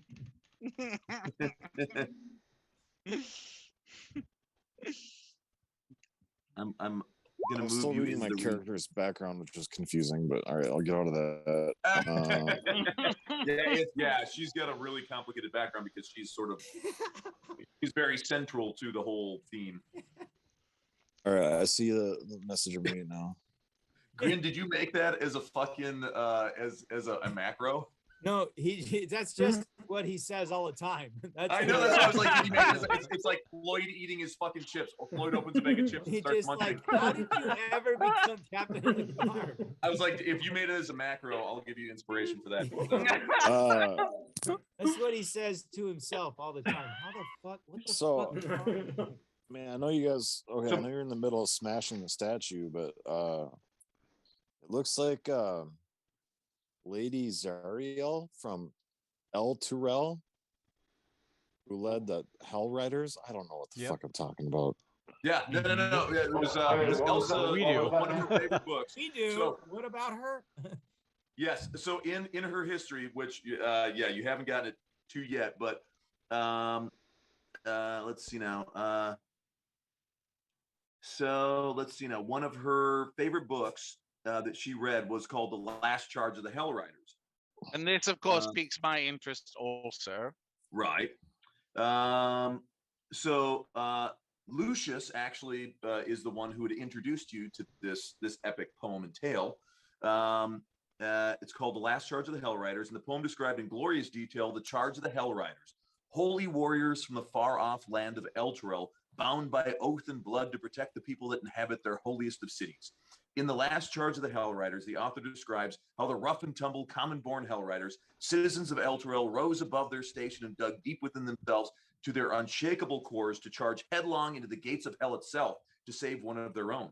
The main characters in the epic was Zariel, the angel of Celestia, who came to Elturel and dedicated her knowledge, her power, and her sword to raising a holy army and crushing the demons and horrors that had been plaguing the holy city. Along with the angel general Zariel were her two captains, Haraman and Olanthius. Olanthius was jovial by nature and a favorite of the Hell Riders under his command. Although an accomplished commander, Olanthius was also a philosopher and possessed of a keen mind and deep compassion. Where Olanthius was light and introspective, Haraman was his opposite in most things. Haraman was the disciplinarian, stern, severe, and uncompromising. Haraman was also the first warrior any of the Hell Riders would choose to fight at their side. Unparalleled in martial prowess, Haraman's list of victories was long and decorated. You were drawn to the holy lady Zariel the most, to hear a story about a powerful woman who was not only powerful in her own right, but also commanded the respect and faithfulness of strong and powerful men under her command, lightened the burden of leadership that fell heavy on your shoulders. As you looked forward with trepidation on the day that you would assume the mantle of leadership for the House of Elton, you were now able to say a silent mantra that emboldened you. If Zariel could lead men, armies, and empires, so can I. Lucius told you that Zariel and her army were last seen nearly 14 decades ago in Dale Reckoning 1354, charging into a gate leading to the abyss to rescue one of their comrades. The thought that Zariel most likely perished makes you sad, but her accomplishments in leading the people and armies of the holy city of Elturel can never be erased or forgotten. So she was obviously someone who was, extremely important sort of in your formative years as you were coming up. Alone, a female in a position of power, you sort of clung to this notion of Zariel, who was this celestial angel leading this army straight into the bowels of hell, as sort of an inspirational tale. And you kind of, that's like your spirit animal, would be Zariel. And you have done, you have reread and read every single thing about her, and the sketches, the little sort of crudely drawn sketches in the book, The Last Charge of the Hell Riders, are burned into your memory and psyche. And so when you looked at the statue, you were like, oh my gosh, that totally looks like Zariel. And thus now we have.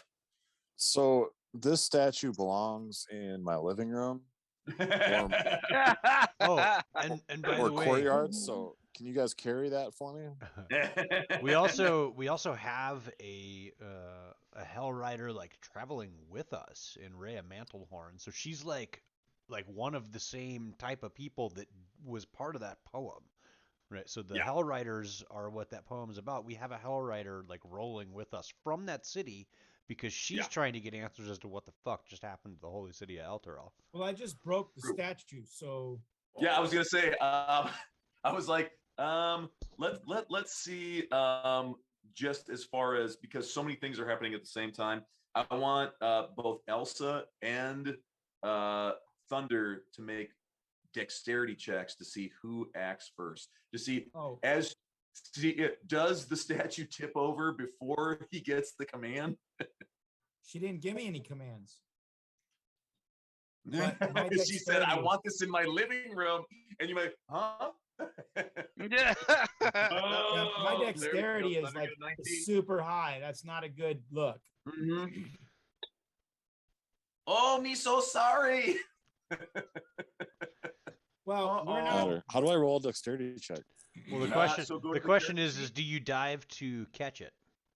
No, the that's thing really is, the look, question. It doesn't even really matter because She doesn't There we have a go. living room anymore. We are on the Yeah, run. she doesn't have a living room, and you rolled to There's knock still- that thing over about 15 minutes before. Yeah, there is Yeah. still I'm like, that shit's fucking on the ground. That shit was broken like an hour ago. There we Take go. it easy. I just Take it rolled easy. Take it easy. Oh, No.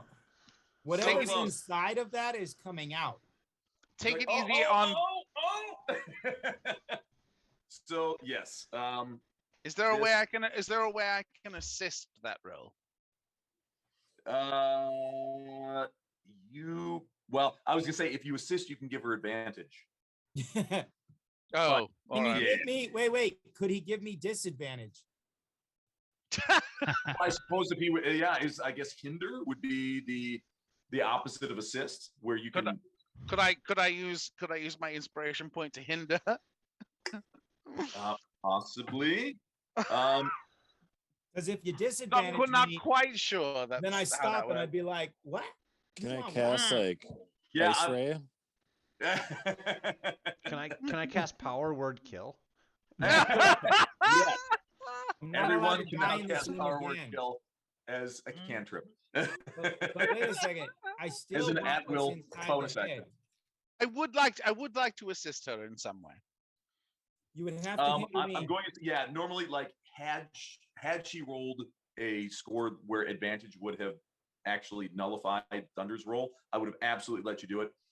But All right, Because but- icy grasp. Just note that I attempted. like I no! attempted to help. My lady. Yes. Note made. You do a wonderful Darius impersonation, by the way, Mark. Lady! Lady.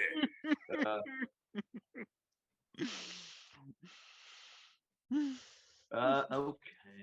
Let's see. Yeah, he did. He beat you on You the were initiative. supposed to keep that our secret.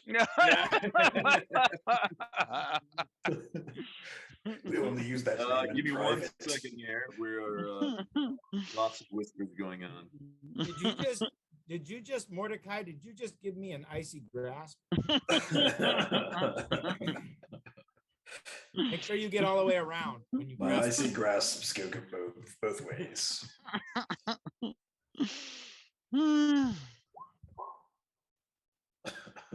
Jerking fist. Well played, sir. The Yep. Faerun's version of Bigsby. I'm inspired. Bigsby was my uncle. Uncle Bigsby, we used to call Bigsby's jerking fist. him. Of course, translates from Greyhawk to Faerun as the Mordecai's jerking fist. So Bigsby was the creepy uncle that was not allowed near elementary schools. Yeah, he made it to our house every Christmas. Yeah. He was great on Easter. Oh dear Lord, Uh, I love you guys. All right. Yes, the statue topples off its dais and breaks upon the floor. Inside, tumbles out. You see a leather with a steel-capped tip sheath, and is it not opening up, Danny? What is it? A dagger? No, it is a. Hold on. A letter opener? A letter opener, yes. It is this thing. Two-handed letter opener. Ooh, perfect. I like it. Who likes swords? Me. Yeah, right. Grin. You're Who welcome. likes? Yes. Who likes finesse weapons that do DA damage? Yeah. as a Everybody. as Everybody. a Right. finesser, Everybody Hey, is a look. finesser. Meh. Look at the shiny sword. Shiny sword. Shiny sword. Shiny sword. Does it come with a shiny sword sheet? Anybody that Oh yeah, reads yeah, any- yeah. There's a leather sheet. I put it on my back. The Um, one thing that Thunder gets is a sword. A shiny sword for a shiny sword cheek. And that tumbles out. I go Schmeagle and choke Thunder. I like a sword. It's my birthday. Oh man. It's like this is not going to Throw a little gold in front of everybody and people lose their fucking mind. Does it say there can be only one or one ring to rule them all? What's it say? One sword to bind them. Does Thunder pick up the sword? Yeah, I picked it up. It's bright. All right. Yeah. It is glowing. It is literally it's shedding light. It's a show tell sword. Show tell. A show tell. Yes, it is. Oh shit! You know that. Well, it actually says it right on the description. It does. Oh, does it? Oh shit! I'm sorry. I was like, oh shit. Yeah, Show tell sword. Okay, yeah. I was like, holy shit! You know the type of fucking sword that is? I was like, that's dope. That's impressive. But I do like swords, and Thunder likes sword. But does the bright light hurt the bad? Does it hurt 1+ magical enchantment? Yeah. So what does the finesse add to? Is that to the dexterity or It what? just lets you use your dexterity instead of strength when rolling 2 hit and damage. Ooh, that's better than my strength because my dexterity higher. Yeah, that's the same reason you use a rapier. That is why I have a rapier. Yeah. But this does more damage than. No, it does the same damage. It's the same as my damage. rapier. It's just a magic weapon. Ooh. And it's got this So cool like light. You can wreck everybody's Well, we'll hang night on vision. to it. We'll hang on to it until we get out of this thing. Is there anything else? I'm gonna, as cats do, I'm gonna stick my paw in the head and scratch around in there. Look, anything else inside the body? I'm gonna take a shit. No, are you? that's pretty much it. Yeah, that is. Did they take a shit on it? He curls up inside the hollowed head and takes a nap. Did I see Lucius disappear over in this corner? I thought he was over here earlier. He went behind a door somewhere. I thought he was over here earlier, and then I looked down and he's gone. Is true. Oh, What happened?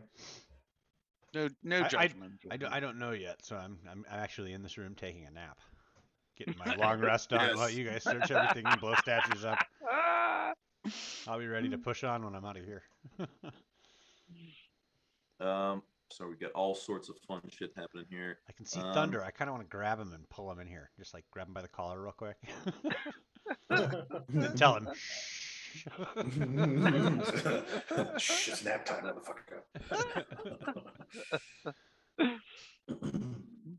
do I need to roll for initiative? Is that what- May as well. It would be so much better if I could say yes. All right, so Lucius, the room you are in is lit by a pair of tall wrought iron candlesticks in the northeast and southeast corners. 9 candles burn atop each one, casting flickering light across a claw-footed altar carved from a single block of obsidian, in which has a small angel-shaped flame erupting from its top.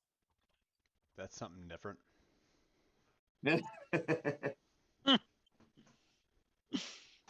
Have I encountered? Do I have any idea what this is? Is there any kind of roll that's to be made about what I am staring at? Yes. The black altar has tiny infernal runes carved in a ring around the 9-inch tall angel-shaped flame erupting from its top. Infernal, you say? Give me an insight check.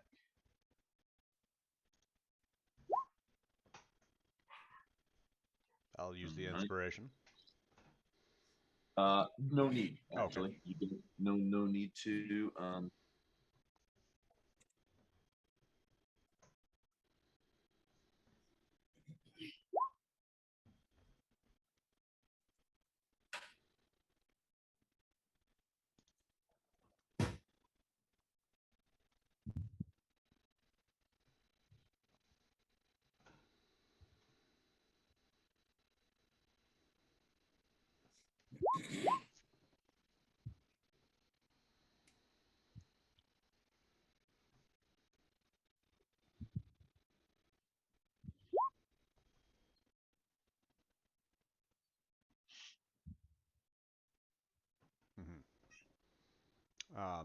Just for good measure, since we're here Oh, and and there all. goes Mordecai. What's that? Sorry, I just said there goes Mordecai. Oh. Everybody's finding different shit. That's great. I love it. I fucking love it. Look over here. What's this over here? Hey, check this out. Hey, knock the statue over. Like, Lucius, are you in here? Lucius?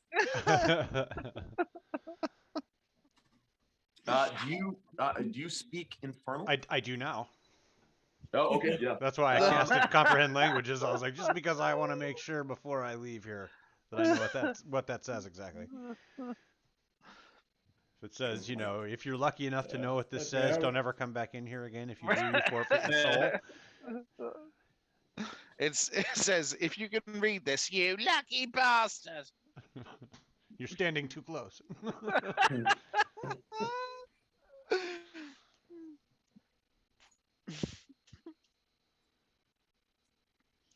By the way, one of my favorite Monty Python lines from Life of Brian, after the spaceship crash, as Brian stumbles out of the spaceship, and there's the just random citizen standing there, and he looks at him and says, "You lucky bastard."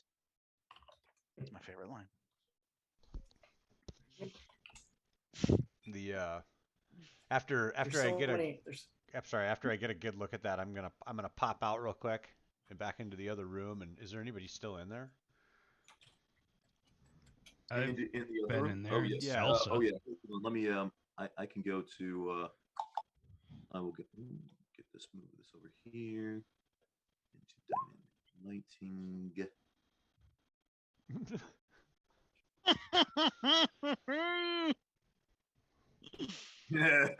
Yeah. Well, hold on 1 second here. You're fine. You're fine. No, you're fine. You're fine. I think it might be saying, "Hold on to me," because I just moved the fuck down there after I did that.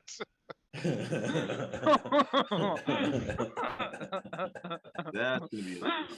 But let's I'm pretty lost with everything that's happening all at once. So many things are happening. There's so much happening. There we go. Awesome. Yeah, there's a. Yeah.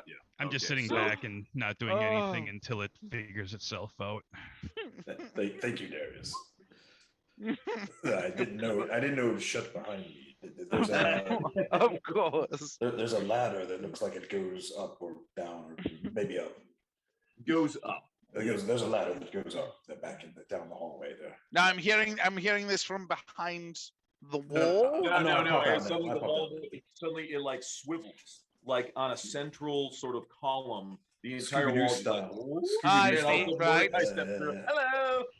Hello, I have 3 children. Scooby-Doo style makes sense to me. Yes.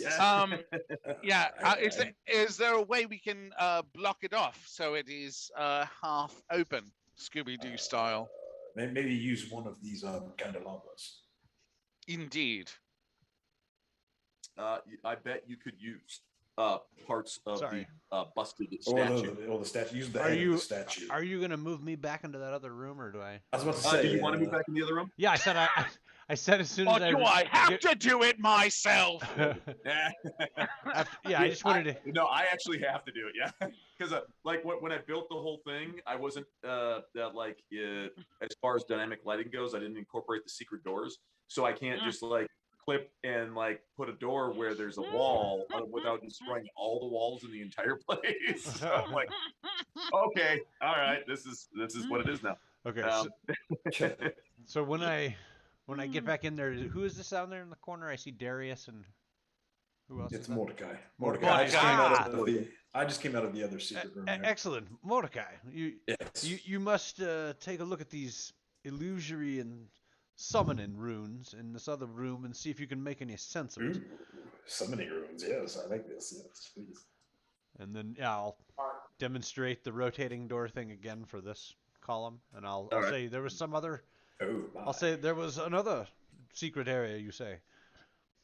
Yes, a hallway with the ladder going up and away. Oh, and I see Riz and Jaren. Okay, yes, and they're moving down the hall.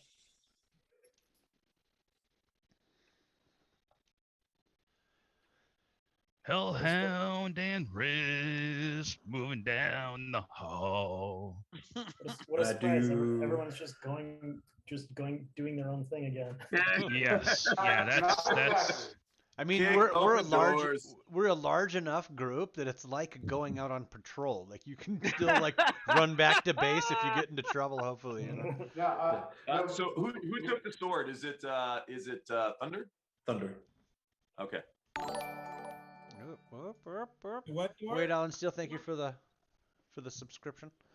Go And I can read Infernal and Draconica and all that stuff, so Gotcha. I'm down. Yes, and Darius. Oh, you want to peek in this door? You said. Yes, and the one that I Scooby Doo style stuck open. Yes, there you go. Right. Yeah, you see that the door here. I can actually, yes, put you right there. It goes down about 5, 10, 15, 20 feet, and there is a ladder that leads up. All right, good. And you That's. see I there's- just wanted there's to, the door. Mhm. just out of pure curiosity, and Yes. then I'll go back. There you go. Yes. All right. Here, let me take a quick. It is 11 o'clock. I'm going to take a quick 5-minute, not even a 5-minute, 2-minute bathroom break. I'll be back in 2 and 2. And All right. please listen to this message from our sponsors. You'll be back in 2 after you 2. And 1 minute ad break incoming.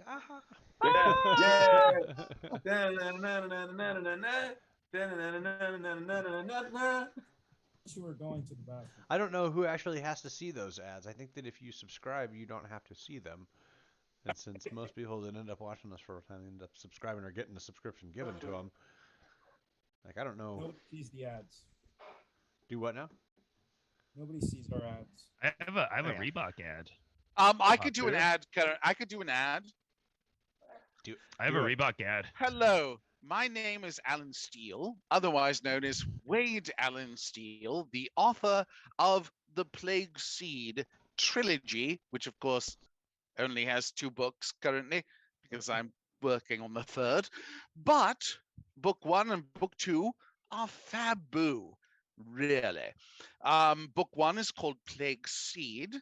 Book 2 is called Plague War. You can get them on Kindle, on Amazon, or also get a physical copy for your own.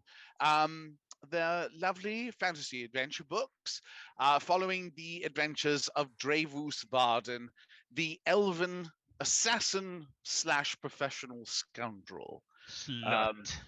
And slut. He is a slut. He's a big slut. But check it out. It's wadeallensteele.com, or you can search for Plague Seed or Plague War on Amazon.com. Thank you, and And he rides a Look at that. There's a pussy copy of the wagon. book right there. I I has a copy. am only slightly worthy. Look at him Still- scrolling. Oh, through- and both of them. Oh, my heart breaks. I love you. I'm I love you. still waiting on the 3rd, of course. Yeah. This is a common gripe the authors usually get. As am I. And I've read both Plague Seed and Oh, you Plague War. have? I have read Oh, them. Yes. Yay! And I will say the coolest aspect, and I mean, this may not be what you think is the coolest aspect, but what I thought was so cool was the dwarven clerics that brewing ale is sort of their thing. It's their religion. Yep. Yeah, and The so the drunker they are, the closer they are to their god rolled. yeah, and so Yes. you know I forget the name. It's been a few years now since I read it. Tolkien the Newly, Yes, the dwarven who cleric. is a dwarven cleric who had cloistered himself away. Right, and he brewed up a north. very special stout. I think it might have been a stout. It was and a stout called Stealth. Oh, actually, it was an ale. An ale. Stealth ale. And was bringing it to, essentially has to bring it to the head of the order or so forth to be, to kind of like prove himself as a cleric or prove himself as whatever. He But is kept pushing. He is pushing for sainthood. But- Is basically what he's doing because it's that good. but he keeps drinking it along the way. So He does, indeed. Tolkien Anuli winds up being the favorite character, and I believe mainly because the first time he's introduced, we learn about the dwarven religion in my world of Talandria, which all their priests are bartenders. So confession is held at the bar, which makes perfect sense. And their holy relics are things like corkscrews, like bar rags, and thus. And super creative. I was really impressed. And to the point where I had written the first book, and I started writing the second book, and somebody told me, if you don't put more Tolkien in the second book, I'm not going to read it. Because they loved the dwarf so much. And so he actually is playing a very large role in book 3. And he gets he does sort of steal the show from the main character, Dravis, who's basically a slut, and not well. The beginning of the second book is fashioned after the movie Leaving Las Vegas, as Dravis tries to drink himself to death, but because of such a wonderful elven constitution, he's having a very difficult time doing so. Yes. So that's it. Thank you, Greg, for a wonderful plug about Tolkien Anuli. Oh, there we go. The dwarven cleric. So that's 2 thumbs up, and we'll see you at the movies. At the wait, Amazon. is this no? Wait, that's something completely God. different. Well, I'll see you hopefully out on your Kindle or physical copies. On your Kindle? Wait, I think I just saw a Netflix show about the Kindle swindler. Is that about the guy who goes and he cons? Isn't that the Tinder? Tinder, I think. Not Kindle. Kindle, all you kids and your electronic gizmos, they're all the same. Slight difference, my friend. Slight difference. Did he just call it the Kindle? Yeah. Oh my God, I'm gonna Kindle pee. swindler is somebody who gets books and then swindles women out of them. I will pee. I honestly. Darius and Elsa, please roll perception checks. And yes, both of you roll perception checks. Indeed.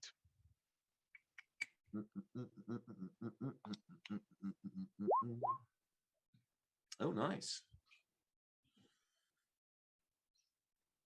And I use my inspiration to give him. John's still here? Use your inspiration to give me a 3. Is that what you're saying? What? Yeah, I'm no, here. I'm trying not to... even there, man. Gosh, come on. Come on, Grace. Inspiration? No. No, you're gonna use perception. Perception. And here I was, Marcus. You can call me anything. Bastard. That's right. There, I think I got it. Oh.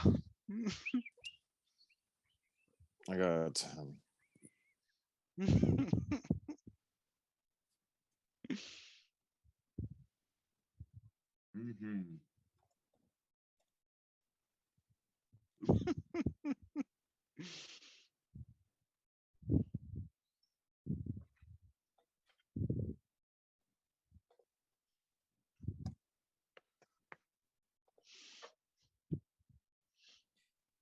And do either of you, does either Elsa, actually, hold on, I can look right now and see quickly. So I'm catching it as it goes by. Is there a reason I'm catching it? Is it just the light in the room, or is there some reason? No, you can see it because it's inscribed there. You see, I'm just checking to see. No, you do not recognize it, but as far as whence it comes, but there is something inscribed there. Okay. All right. Give me a moment. Give him a moment. I don't know if we're in the same room as them currently. Yeah.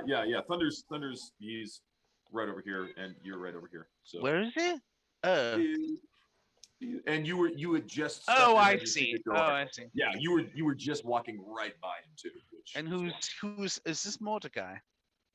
No, that's Elsa. Oh, that's Elsa. Oh, yes, it is. You're like Mordecai. Lucius popped out of another Elsa's like, swivel door and put me in. no. I do say, I do say, milady. There seems to be some sort of writing inscribed on the blade of that sword. Thunder in the morning is swinging about. I just thought I would point out that I have noticed that small detail. I, however, cannot recognize the language thereto inscribed. Yeah, I would love to help you read that. My roll You 20. also do not. Yeah, you noticed it as well, but you do not recognize what language it is. I It's do. not I, obvious. I It's do written believe by we should. peasants. I do believe we should bring this to Riss, milady, who may be able to use his organizational skills to assess who best to read this inscription. My humble opinion says. I agree. I think you should carry it though. It's a job for you. Oh, my lady, no, no. My humble longsword serves me quite well. I do believe, though. All right, you take my sword? No. No, no. Not going to happen. Of course, sir. I was just explaining to my lady that it It seems club like cat claw. exactly. You're very loud. It seems to be slightly off balance for me, and not quite what I Club tend like to cat use. claw. Yes, Okay, but so this guy. I do believe, sir, that someone should read your blade. Perhaps you could. They will read my blade when I stick it in them. Oh dear Lord! All right. Well, fabulous, milady. I leave it in your far capable hands. They will read my blade when I cut them with the blade. There, the critical fail went on and voted for Studio Inc. ATX. Yay! Why, thank you. And then it asked me to nominate like a psychic or a tarot reading, and I was like, I don't know, the King of Cups? Question mark. There you go. Perfect. I don't. Is that a place? I think it may be a card. Yes, Wade Allen Steele has also both for Courtney's jewelry and of course for Studio Inc. We have done our sworn duty.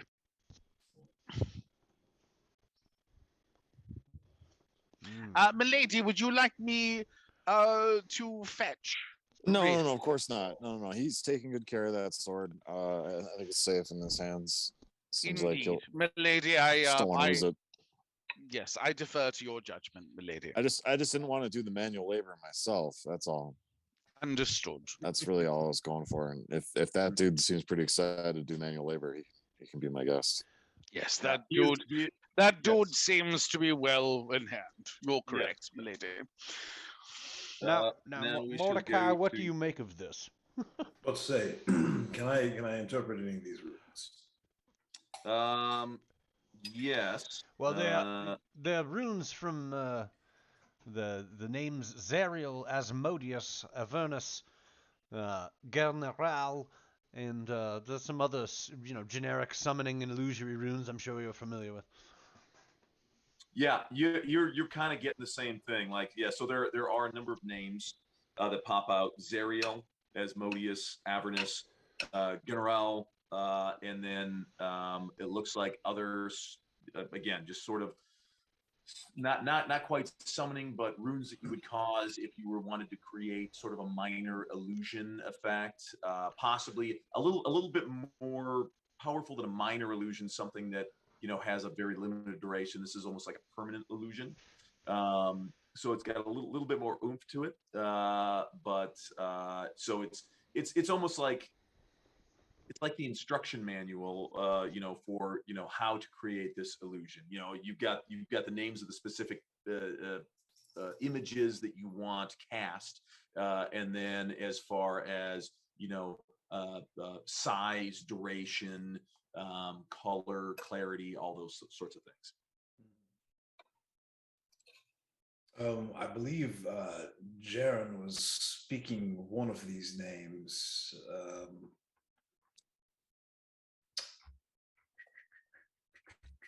I'm trying to look back up in the scroll.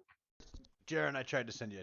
I messed up and mistyped the whole sentence. So, I basically was saying, yeah, you may want to come back in here anyhow.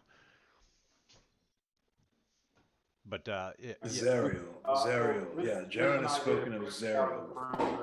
He didn't see much, except for there's one door that we found that's been unopened. Riss has it marked and he's with it. So we can either mark that door, come back, do with what you have, and then move in and force to the unopened door. What would be the recommended action from the party? Come down here first, Jaren. Okay, we can do that. There's some sort of something here, and I'm looking for, where's Luscious? Not sure what your connection is yet, but I know you're connected, so come down here. I Scooby-Doo the door sideways and wave him in. Who was it who had that little figurine? Which one of you? Grin, I believe. Grin. Yep. Grin. Yeah, Grin has it. But you don't see Grin. No, Grin's not. I don't see Grin. Of course, I'm in a little tiny secret deal. Okay, we need to find Scooby-Doo the door sideways. Lucius, where are you guys located at? We're in the original demon room, where the cultists and stuff were. Okay, is that the one where the big statue is? Yep. Yes. Okay, all right, I'm in. And there's a secret room in there. Corner. Yeah, there's a secret door down in the pillar at the bottom left-hand corner. I see it. It's actually in that pillar. The door sideways. It's actually there. Oh, right here. That but there's like a rotating thing. Most helpful pains ever. Now, Dungeon Master, quick, is that in the room I'm in now? This little hidden room? Mm-hmm. Okay. Does the door open from the inside?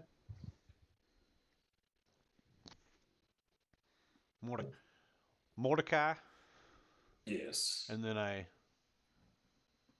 vanish. Pop stealth. I pop stealth. Oh, okay, interesting. Back into that room then. This is back into the original room. Yeah, back into the first secret room. Okay. Mm-hmm. All right. I see what's going on here. What'd you find? Anything good? It's back. Okay. It's back into that hallway. Yes. You see what's going on here? Yes. Thank you, Ian. Back and to the left. Seen back enough. And to the left. Yeah. So then I'll pop back into the main room to grab Jaren and show him where this, if he hasn't found it already, where this secret door is. For sure. Mm-hmm. And then grab Asim in here immediately. And then I'll ask him when I see him or whoever else is out there. Has anyone seen Grin? Grin's got that little figurine, and I think this may have something to do with what's going on here. La, la, la, la, Yeah. Where is that Grin?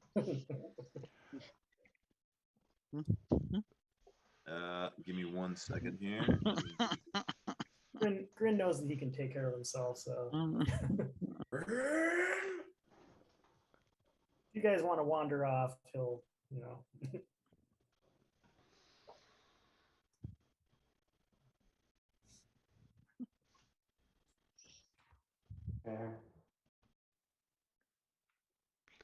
Did you say if you guys want to wander off? I don't know. Everyone everyone went off in different directions. Oh, nice. No, it's actually it's a little bit more compact than you might think. Most Sure. everybody's either the statue room or that corridor that's immediately outside. I think the only person we have really that's on their own is probably Risk, and he was just marking the door because there's one door that we found in the corridors that doesn't look like we've opened yet.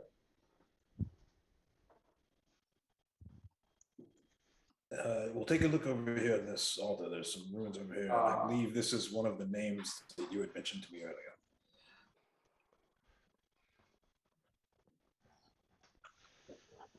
And the I can there's do a Lucius. There's something.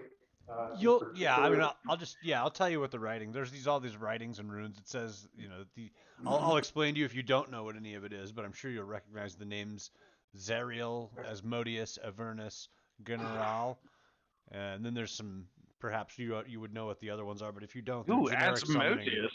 Yeah, they're So I generic do summoning recognize spells. that. Okay. Are these names of demons? Well, I wouldn't say demons. I would say devils if I'm within earshot. that is accurate. So it's more than that. So, Yeah, if you were there, you'd see where we were too, so you could pass through whenever. So, well, let me do a quick scan to see if there's anything else. Well, there's the. I'm assuming everything's in Infernal. Is that accurate? Have we seen any other markings other than that? No. I'd say that there is this other door here, you see, that leads back out into that original hallway with the little rivulet of water running down the middle of it. It's another little pass through. There is the other passageway through here that leads to a ladder going up as well. Yes, I have not seen that room yet, but oh yes. Well, here is what I can tell you of the names that you wrote. We'll need a list of whatever all the names are, but two that you said for sure I know. Zariel we obviously know, and I think we're making a connection with that was. That's that little figure that Grin has. And now is a devil. Darius is correct. A demon and a devil is two very, very different things. Very different. The demon is a force of chaos. You cannot deal with them. A devil. You can only bind them and banish them. They have their own agenda, but they are very, very structured, and they often seek a barter or a deal. That's what drives them. That's what they feed on is the souls from the deals. Demons are the thugs. Devils are the lawyers. He's accurate, but there is something you should know. Asmodeus, he is not a devil. He is, according to some, the devil, or at least the archdevil. And depending on who you ask, clerics, paladins of various orders, he too was once an angel. Now, Thunder, he is the head crook. You may proceed in assaulting him thusly. Oh. The name is Asmodeus. Seek him out and destroy him. Go get him, boy. Be a fucking short fight. We don't do that now. We go to leave this dungeon. You like spit on his claws and. We need to leave this dungeon. Yeah, I agree. Can I see? Can we get a list, or like just take down a list of any other specific names or names or locations that are referenced in any of the markings in the room? We don't. I mean, if you just want like we can Word document that out later. But like I'm looking for names and locations at this point. There are no as far as things written down in language. So far, you've found everything that you can find. There are the tapestries, but the tapestries are they're pictorial, not written. So you've got the different images of the 9 layers of hell. But that is that.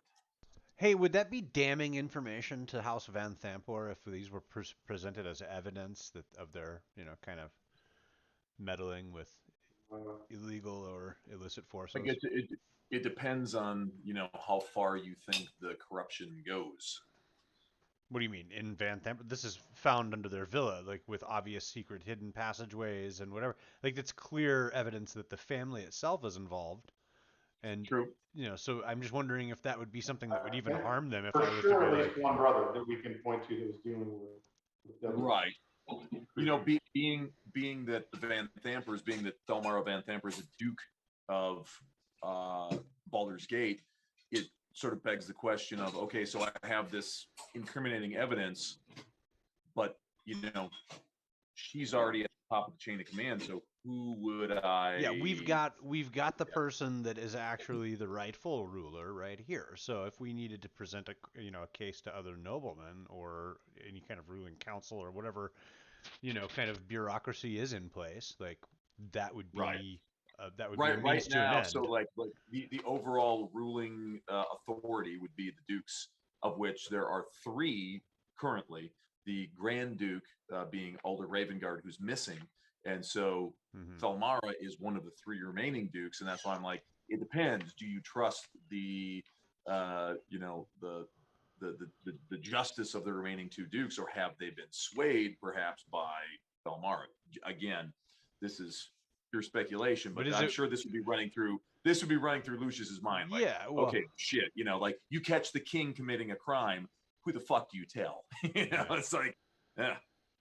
Well, at least okay, but would it normally? What I guess the question I have is I'm willing to make that determination, but my question is like, is this something that generally speaking people would look at as damning, these tapestries with all these? I mean, like if yes, presented to people under a normal circumstance, they should say this is bad. Okay. Presented to like the common people, they would obviously be like, holy shit, like we don't want to be associated with that.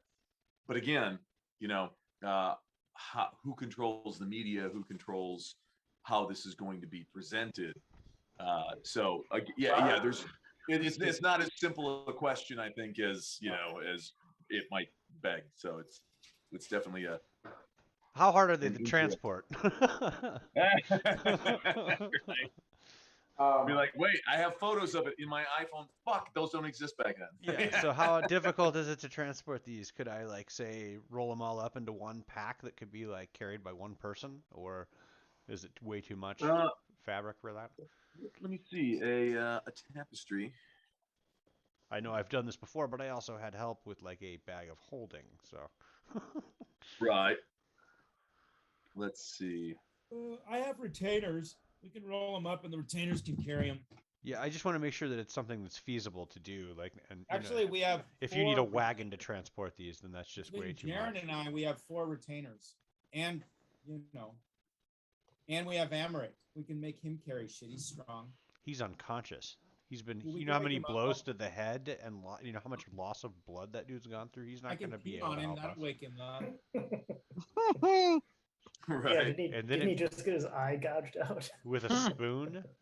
A rusty spoon. I think that He's got tetanus. Yeah, then I think it might not be the most hygienic thing to do with somebody who's just had that eye ripped out. Yeah, I think I stuffed a boiled egg into it though. Oh, then that's fine. Pee on it. That might be better for it. That's actually, positive bacteria, negative bacteria, it cancels out. If you want him, then you really put a pee on him. If you want him, then you really put a pee on him. So they're saying basically a tapestry. No. A woven wool tapestry about 10 feet square and about a quarter-inch thick is going to weigh roughly 100 pounds. That's all.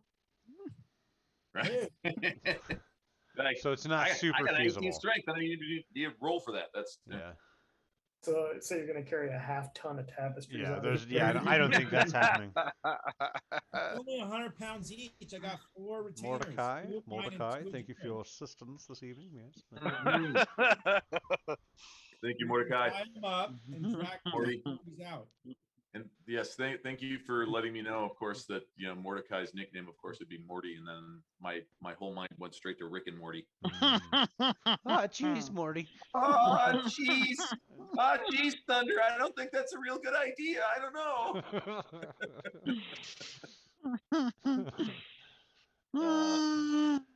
So okay, then so I just kind of assume, and tell me if I'm off base here, that this little secret room here is for conjuring minor illusions for display in the room that I came through the secret door, and that somebody could sneak in here unseen to perform those tasks.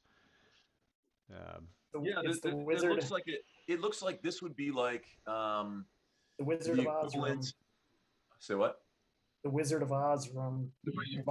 No, this would be the equivalent of like in a lot of even Christian cathedrals, like Catholic cathedrals throughout the ages, you would have like the common worship area, but then you would also have a separate area for like the nobles, the people that didn't want to have to rub shoulders with the unwashed masses, and that's what this looks like. This looks like the this is like the private worship area for the upper class.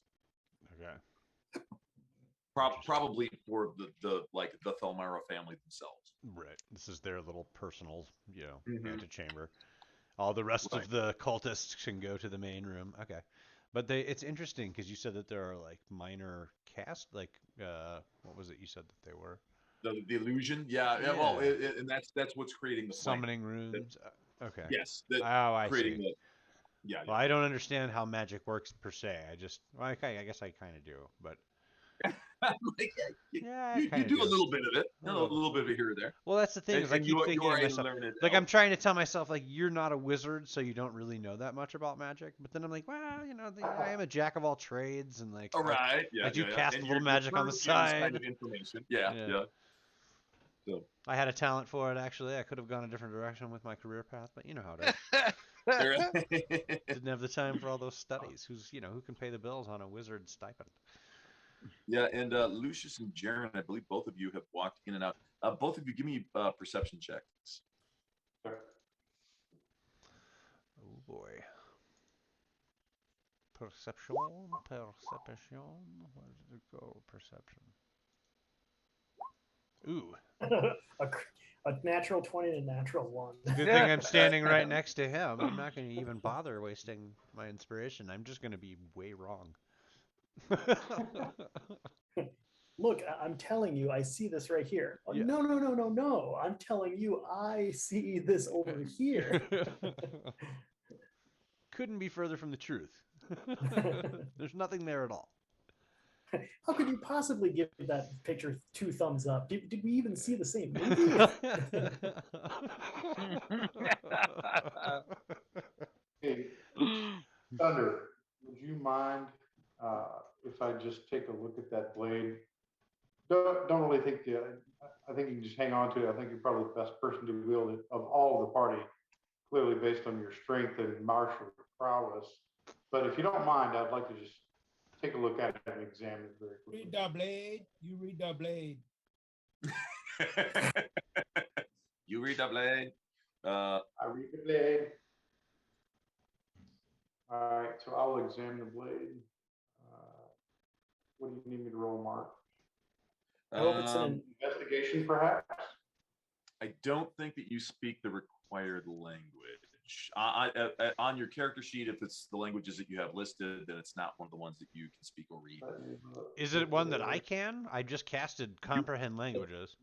You did. Is that not what I was looking at, though? I didn't see. Yeah. Okay, I got it. No, but you do hear Jaren talking about something written on Thunder's blade. Okay, I'm just over here like yawn.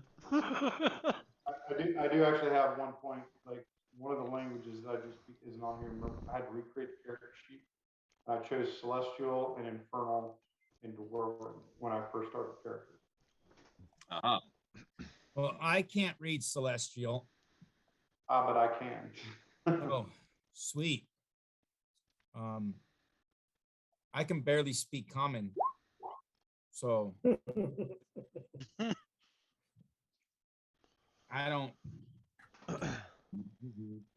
shit, you can speak common. Kinda. Like only. Is that what you you've been know, speaking this whole goddamn time? Really? Well, that's what it is. If he It's can just speak not- common, I apologize for all those horrible things I said about you. I didn't think. Seriously, you guys back would at hear you. me. Back at you, really. I speak the language of the common folk. I speak common. Wow. Wow. Where are all these language professors from? They're trying to understand you, Matt. doing? I don't did a thing. Language proficiency! What they do? What they do? I don't speak Matt. It's only this character. What who man say? What they do? Oh Who my man? god. Who man? What who man say? Oh, I'm in pain. I'm hurting.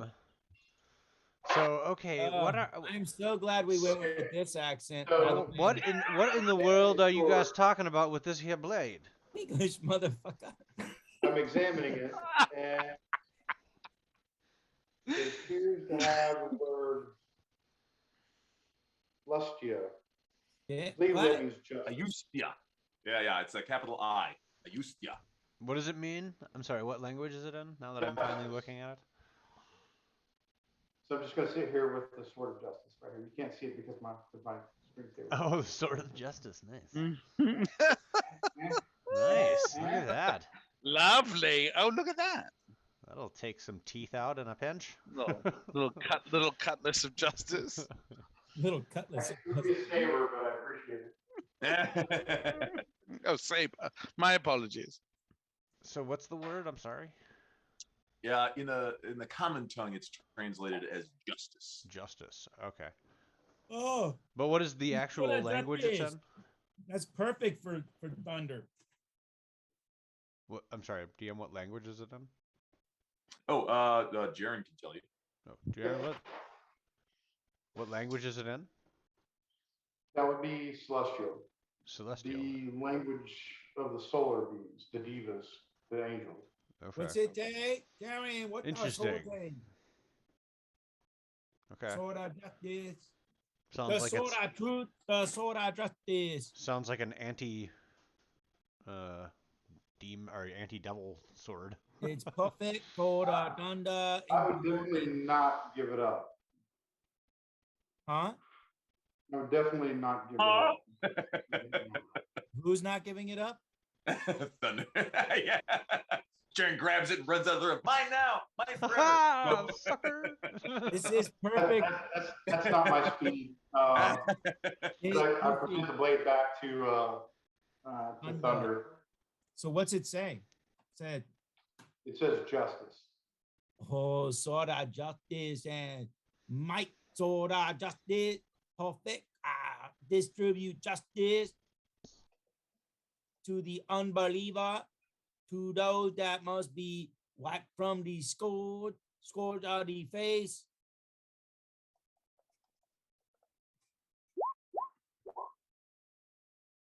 That is the most paladin shit you've seen. I thought it was a sword of omens. Give me sight beyond sight. We got Oh, Thundercat that's using why it. that's why it glows. It lights up when you pull it out. Yeah, and actually, Thunder, when you say justice, the sword actually dims and it fades out. No justice. And then when you say justice again, it starts to glow. Oh, justice. No justice. Justice. No justice. Does it get bigger or smaller, or does it No, just? no, but by saying the name of the sword, it actually activates the light. Nice. Okay. I sheet the sword to put in the back and take the sword with me when we go to the other time. What again, motherfucker? Motherfucker, you are fucking me. The fucking sword of justice to give you justice. Sight. What a country? They speak English and what? What motherfucker do you speak it? English motherfucker. English, motherfucker. I speak the English. I speak the common. Say what again? I dare you. I double dare you, Hey, motherfucker. are Say you what one more positive you have goddamn comment time. on your character sheet, Thunder? What's that? I just wonder if you're positive you have comment on your character sheet. Let me look. Let me see. He's got common. I was going to say, the most baller role player ever. I've got Elven, Dwarven, and Common. Ish. And Ask. I'm proficient in Thieves' Camp too, so I can do the Thief Camp. And I'm just saying, since we got a couple of drow in the party, like they all know what undercommon is. You speak thundercommon. Get Hey, look, inspiration if you don't have it. That was Just fucking brilliant. remember, it was either this accent or the French Spanish accent. So I'm way glad we went with this one instead. It's only 2 letters off, really, right? Isn't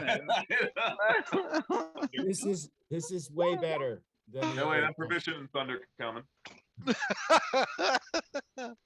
I don't believe that anybody is, Nobody's proficient in thunder. understanding thunder.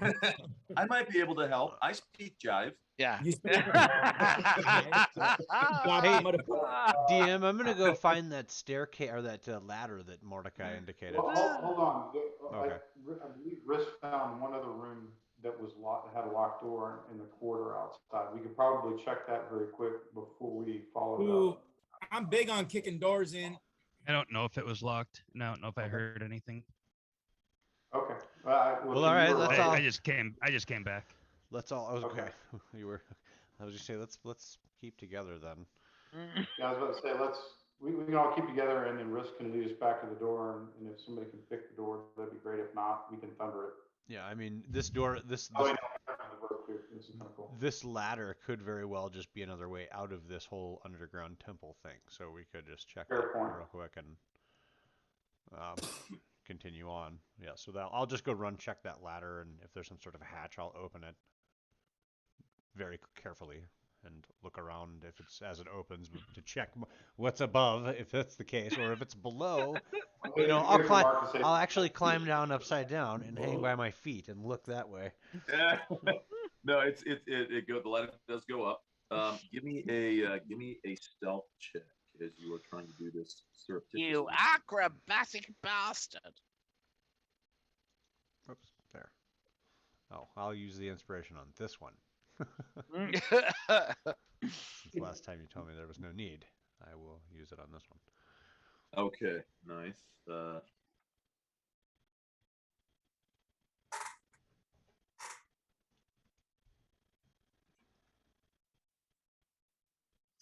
You very quietly and slowly raise the trap door, and this looks like it's opening up into what would appear to be a small, like an interior closet, possibly like a pantry off of the kitchen of the main manor house. Perfect. I'll close it back down. It's as I suspected. It is merely a porthole up into the manor proper. I grabbed a few loaves of bread. In case we were hungry, perhaps a can of stew. Fill a tankard full of stew and grab a couple of loaves of bread. A tankard of stew. That's how I'm gonna do my stew from now on. Actually, Barkeep, I'll have a bowl of ale and a tankard of stew. When I worked at the Renaissance Festival, they would let us have all the food providers would let us like employees of the count room we could have as much food as we wanted, provided that we didn't take any containers or any like serving things, because that's how they kept inventory. They didn't track the actual food itself because they knew that there were going to be spills and this and that. So they were like, we're just going to count however many of these things that you put out. So they counted all the little trays for French fries. And so we could roll by and everybody carried a cup, because with a cup you could get all the different foods into it. If you want some French fries, you can throw them in the cup. If you want a can of stew because it's a cold, rainy day, you can fill the tankard and you can carry it around in a cup. Awesome. Put it in the cup. Yep. So everybody Yeah. carried around a cup belted to their, we all had to be in costume because we were employees of the actual Renaissance Festival. Yeah. So period attire was required. And so we would all, because we also had to blend in, we were carrying around all the money.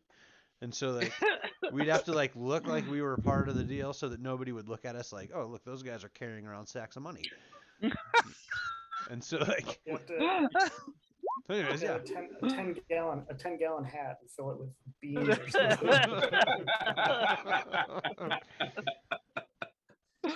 Oh, Just scooping them out with your hands. Oh, hey. Like a Also- ham and cheese hand pie.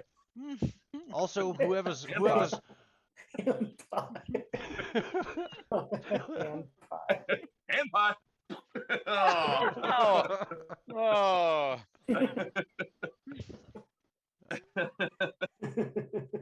So I just missed this. I'm sorry, I missed this while we were still talking about the game. But there was a whisper from the dungeon master that says you hear scratching at the trap door shortly after you close the door. oh shit. And I was like, oh shit. I alerted the Oh, puppy, shit. I think.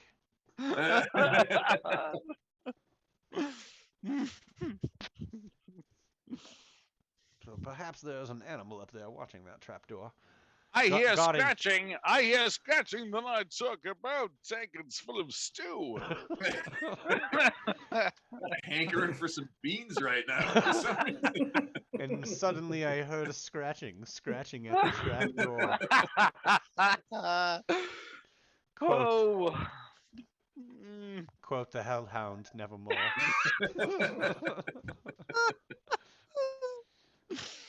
All right, so we have everybody seems to be set up, ready to go.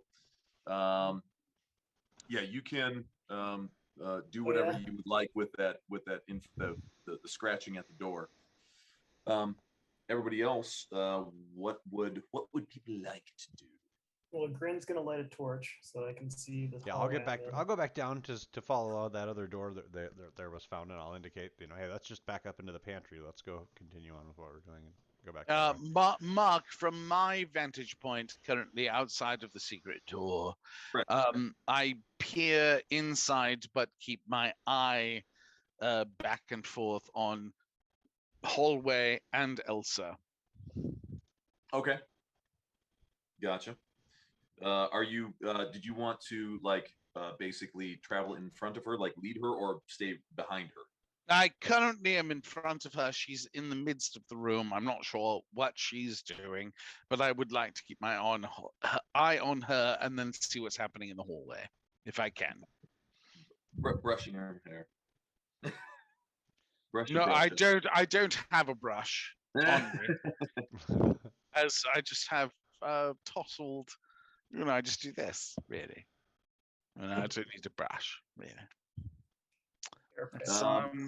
It's not my organ side, really. It's my human side that allows me that, because there's a softness to my hair that is not. Never mind. We can go into that later for those of you who are interested in the tousled look. Right. That's past the paywall. When Alan describes his soft and supple orcish hair. Then you motherfuckers have to pay. Honestly, when I discuss this shit, it gets slightly erotic. And it's beyond your ken unless you've got, Hey, no judgment, but shit gets weird. If you've got a few chinks to rub together, then we can get freaky. But until then, it gets only slightly uncomfortable. Which I can do for free. Which I basically do for free every day. Just in general.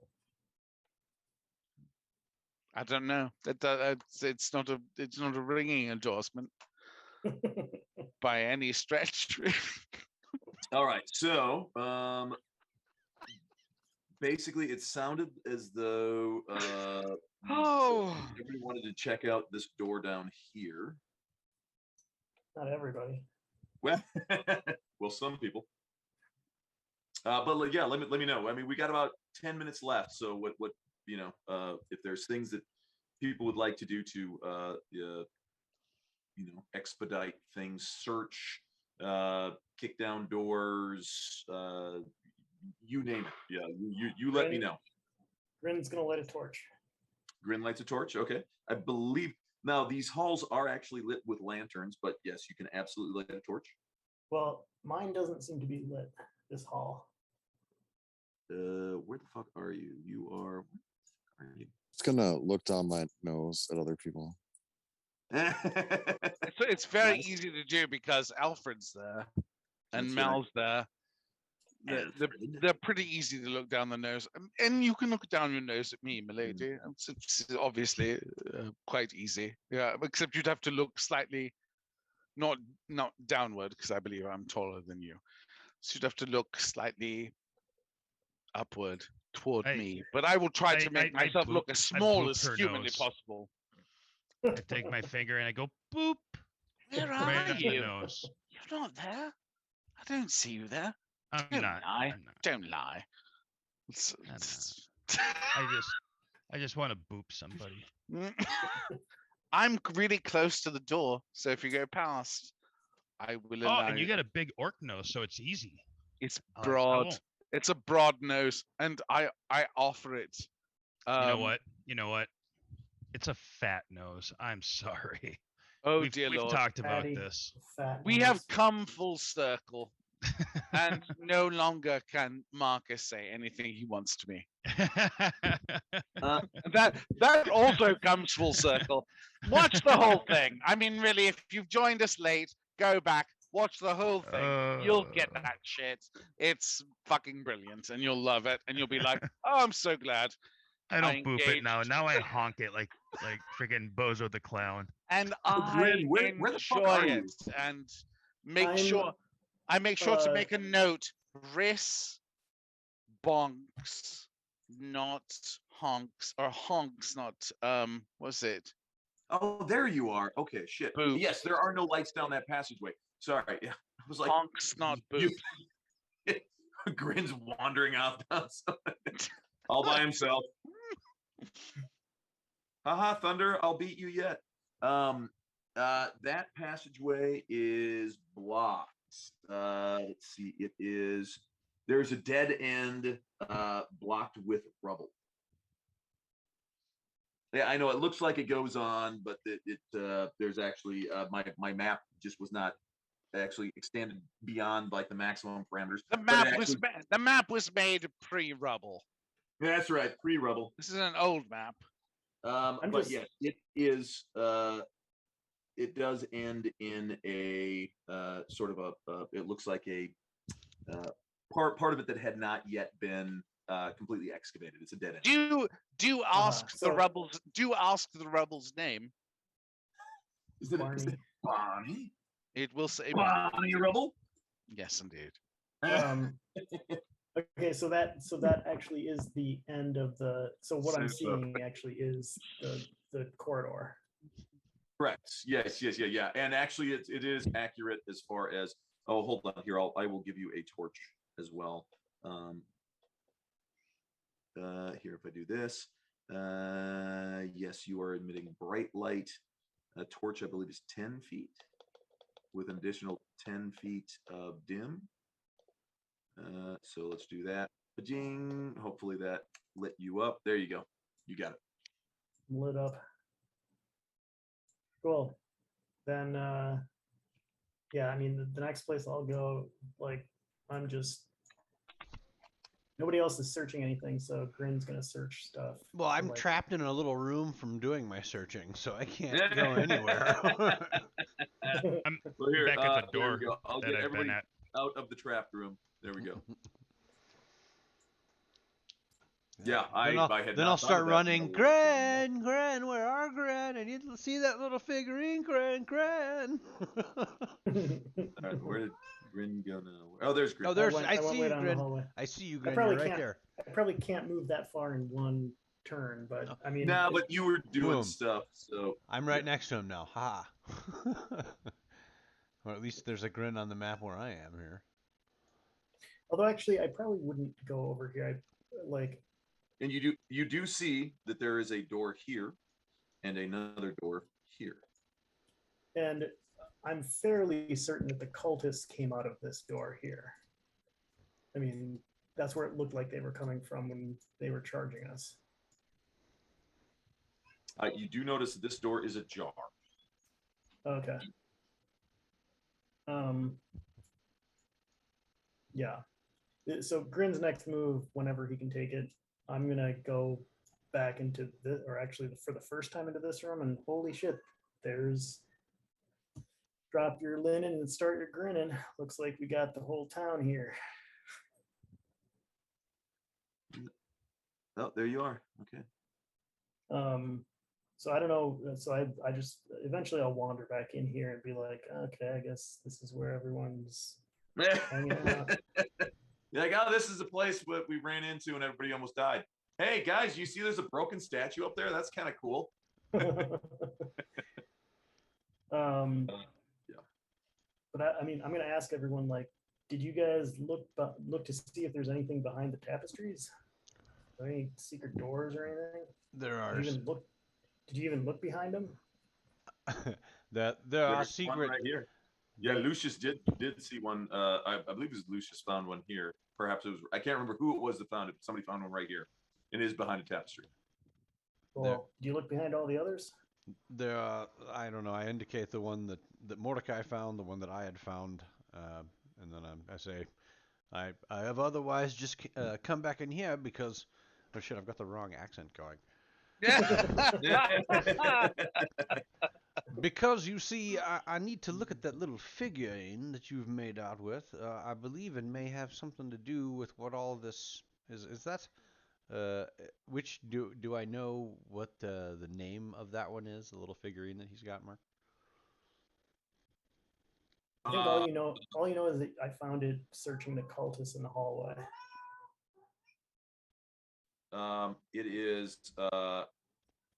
It looks like one of the archdevils from one of the tapestries on the walls. Mm-hmm. You're not sure of the name, but is a female devil, and you can only surmise that this must be some important aspect, as each one of these tapestries is depicting a different, according to mythology, a different layer of hell, with all of its assorted machinations and diabolical plots and things.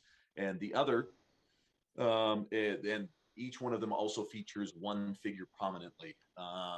And you don't know exactly, but you can imagine that this is probably some major important figure from each of these different layers. Mm-hmm. Yeah, and Grin's just like, what's that you're talking about? It's some figurine. I don't know. And I kind of get behind the tapestry. I'm looking for, secret doors or anything hidden behind. I point out the one that I know of that I said, look right there. You can see we've got it propped open so you can go on through. It leads to a secret antechamber, probably used by the Van Thampers themselves as a private worship room. Oh, good show. Good show. There's bound to be a lot of treasure in there. Then I say that there's also another door that leads to the adjoining hallway so that they can come in here unseen. So there was nothing in here other than what you see on the altar there. Nothing behind any of these other tapestries. Well, I haven't gotten a chance to look at any of the others yet. Well, then let's look behind them. And Grin's just searching behind the tapestries.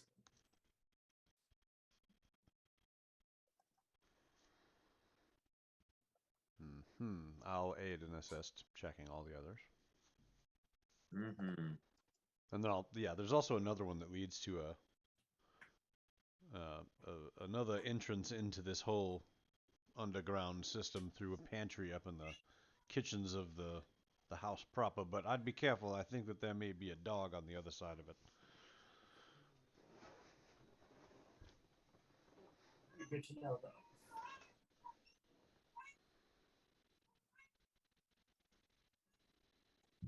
So many secret doors. Mm-hmm.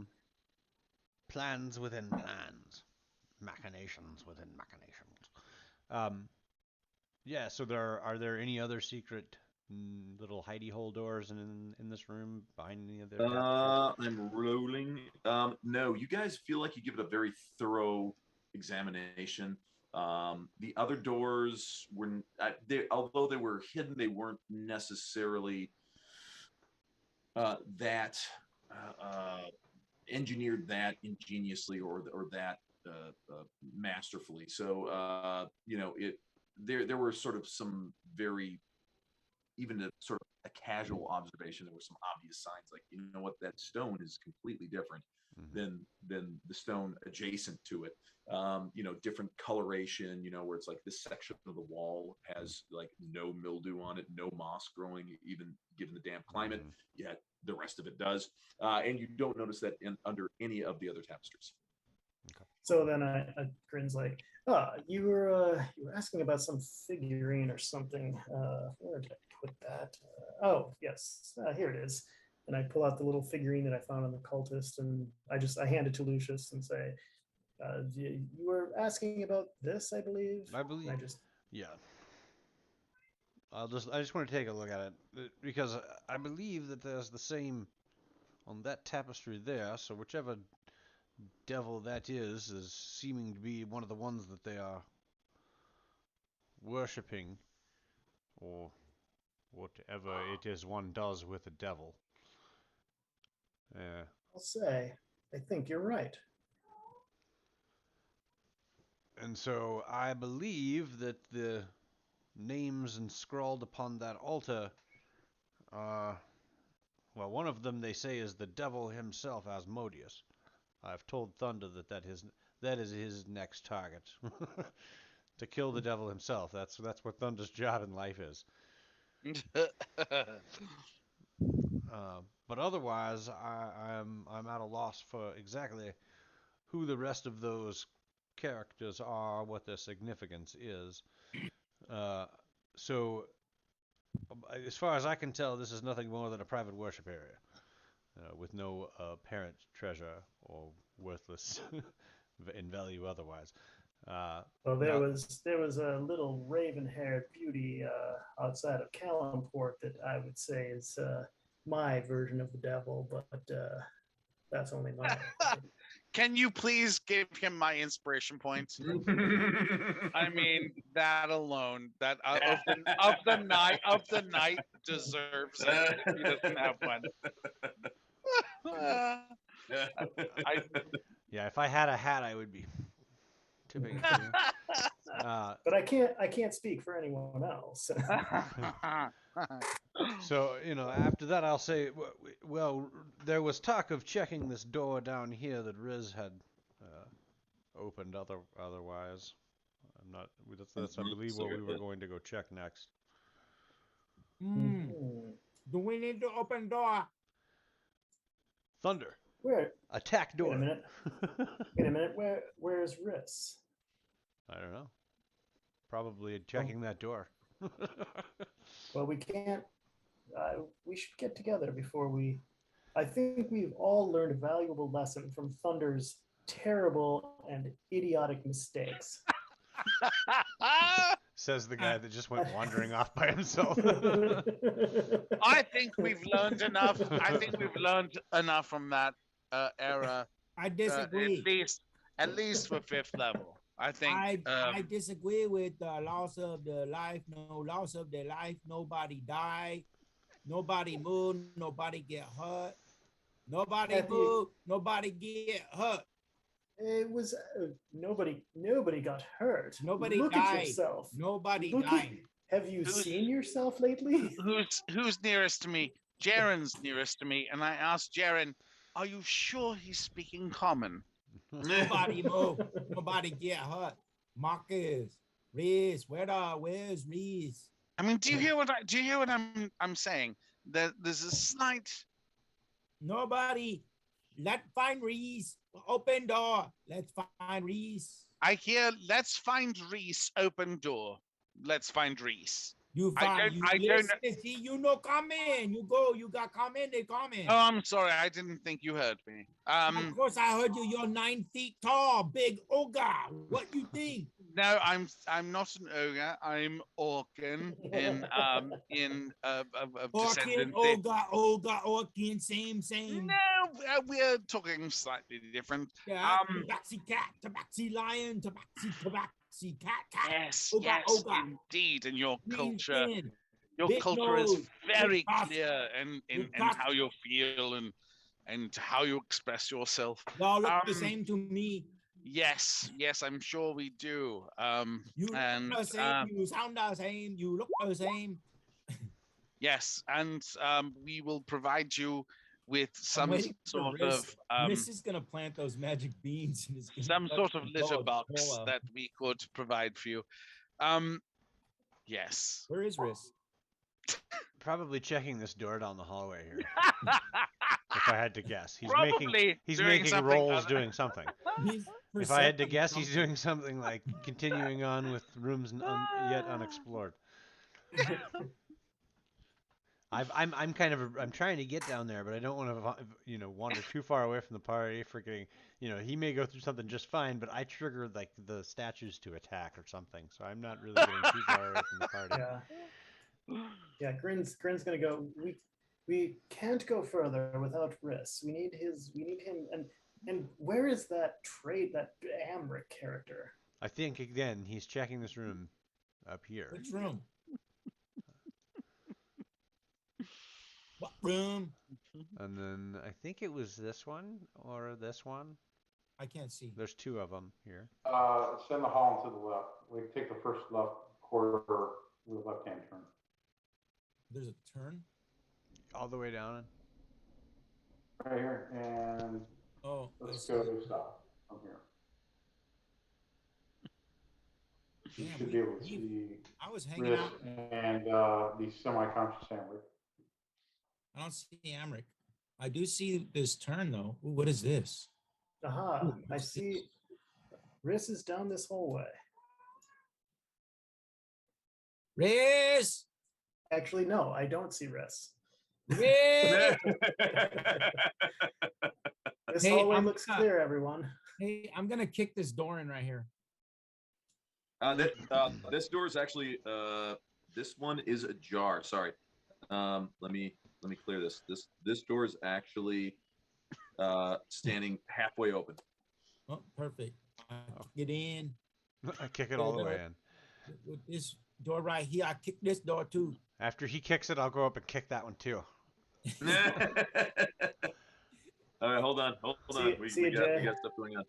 All Peace, right, Jay. later, Jay. Much, See you, Jay. much Hey, love, good brother. night, Jay. Peace. Good one. Oh. Thank you, guys. Little ham, King. Thank you, K. Jay. Night, Jay. All right. So I gotta go to bed like pretty. yeah, I'll long leave it day. here. So I'll trying tell to you find both Riz. the I'm rooms just- that you've entered. Riz, looking for the Riz. room that Riss you has opened- just been like listening to stuff. you see 4 wooden wardrobes stand against the walls in this area. The wardrobes do not have cabinet doors on them, so they stand open. And inside, you can see there are robes and masks hanging from the hooks inside the wardrobe. Ooh, I wish we would have found this room first. We could have put these on before we went in that. That's what I'm saying. As I'm stuffing a couple of these costumes into whatever pack I'm carrying. That is the ones on the west wall are actually empty. It's the ones on the south wall. There are 4 sets of black robes and 4 gold painted devil masks. Yep, grabbing all of them. Nope, that's not you. That's Riz. Oh, okay. Sorry. I thought you were talking about the room I'm in here right now. I was like, oh, okay. Well, I grabbed that shit. No, sorry. That's Riz's room. Okay. The room that y'all are in. I will grab that and pocket it. Yeah, that's a good idea then. Yeah, we're gonna need those later. Sorry for speaking out of turn. I thought that he was talking about the room. No, I was no, standing no, in no, right Right, now. no, I've just been chilling as everything else is going on. And for Thunder and Lucius, this room is lit by 2 tall wrought iron candlesticks, each topped with, again, 9 flickering candles. Around the room's perimeter are 10 wooden bunk beds. next to which are unlocked footlockers. Most of them are actually slightly ajar or open, and they appear at first glance to contain ordinary clothes, most likely belonging to the cultists. It probably belongs to all those people we killed earlier. Yeah. Yeah. Mhm. Well, And we don't have can to. call it right Yeah. there. I was gonna say, as we'll be we, checking through all that stuff though, for sure. Right. Where's Grin? And- Grin, get your pencil ready. you guys, if you're taking stuff that I have no idea that you're taking, you should probably write that. I mean, if you're taking it, Yeah, if you're we're not taking that shit. There ain't nothing there but a bunch of dead people clothes. And maybe some money. You never know. if you're taking anything with the intention of keeping it without telling the party, then I'm not going to write that down. But if you're taking stuff and then giving it to party loot, then I can write that down. Well, I'm Hey, basically good night, John. whoever I've seen taking inventory and collecting these different things, which I assume to be you. I'm gonna like collect any of this stuff and hand it to you. Yeah, I mean, it's not like I'm carrying everything, but I'm just keeping an inventory of all the stuff we have. Okay. And then Well, I'll, anything you that know, I do keep, I do write on my character sheet for Right. sure. I don't even write my spells on my character sheet. So I mean, Yeah, so I think we both know that we have different philosophies on how we should. Yeah. Hey, cool. I got this cool magic sword that I found. Since nobody else has it written in their inventories, I figured I'd just put it in mine. Or you can do like Matt and be like, "Oh, hey, I see that in the inventory. I'm gonna use it." sorry. I throw the magic beans. I throw the magic beans. Dude, they're on the inventory list. I've got a pop-up for it right here. It says magic They're not beans. your magic beans. Well, fuck you. Oh my god. Yeah, you can't. You're just use- pissing Jack off, him and his magic beans. Yep, he climbed All all the right. way up that I bean kind of stack. want to slip those in your pocket. Magic So- beans. No, I did say Jack off. You also Pissing said- Jack. You also off. said pissing Jack off. I did. Now, was if you gonna- don't switch that, I was going back to that, but doing it slower than I was you were waiting for obviously you to moving. do Jack off pissing. I was out to eat last night with a It's all right. buddy, and he had his 11-year-old son with, and he had a stack of Post-it notes and got off on writing little messages on those Post-it notes and then sneaking them into people's pockets. I That's pretty kind of awesome. want to do that with the magic beans and thunder. Oh, that's I mean, what's the worst that could happen? seriously? That's pretty brilliant. The worst that could happen is he would throw them. They could also go off in his pocket. Right. He's gonna plant them and water them. All right, so the last stuff that I wrote down as far as party loot was the stuff that Grin found searching those places. But do you want me to write down the four You can write that gold down, sure. masks? Yeah, I'm not gonna hide it from anyone. What was it? 4 gold masks and 4 black robes. Uh-huh. Basically, yeah, Devil ritual- mask, Four- four four devil. gold painted devil ritualistic. masks. But like, what Yeah, kind? they look like the same sort of devil masks that all the cultists were wearing when they charged out at you. But like, what Each kind one of? is they're not like identical. Each one is slightly different, but they're all sort of depicting these slightly demonic / devilish, the sort of rictus grins, with large fang maws. But are they like in the kabuki theater style of devilry, Yeah, I was thinking, are they or are Japanese they, style, or are you they- know, yeah? No, like- they're more like let's see, do I have? He's hold on. actually got pictures, so I mean, are they like? Yeah, that's what I'm looking at. I'm like, do I have a medieval picture Europe of? devil impression.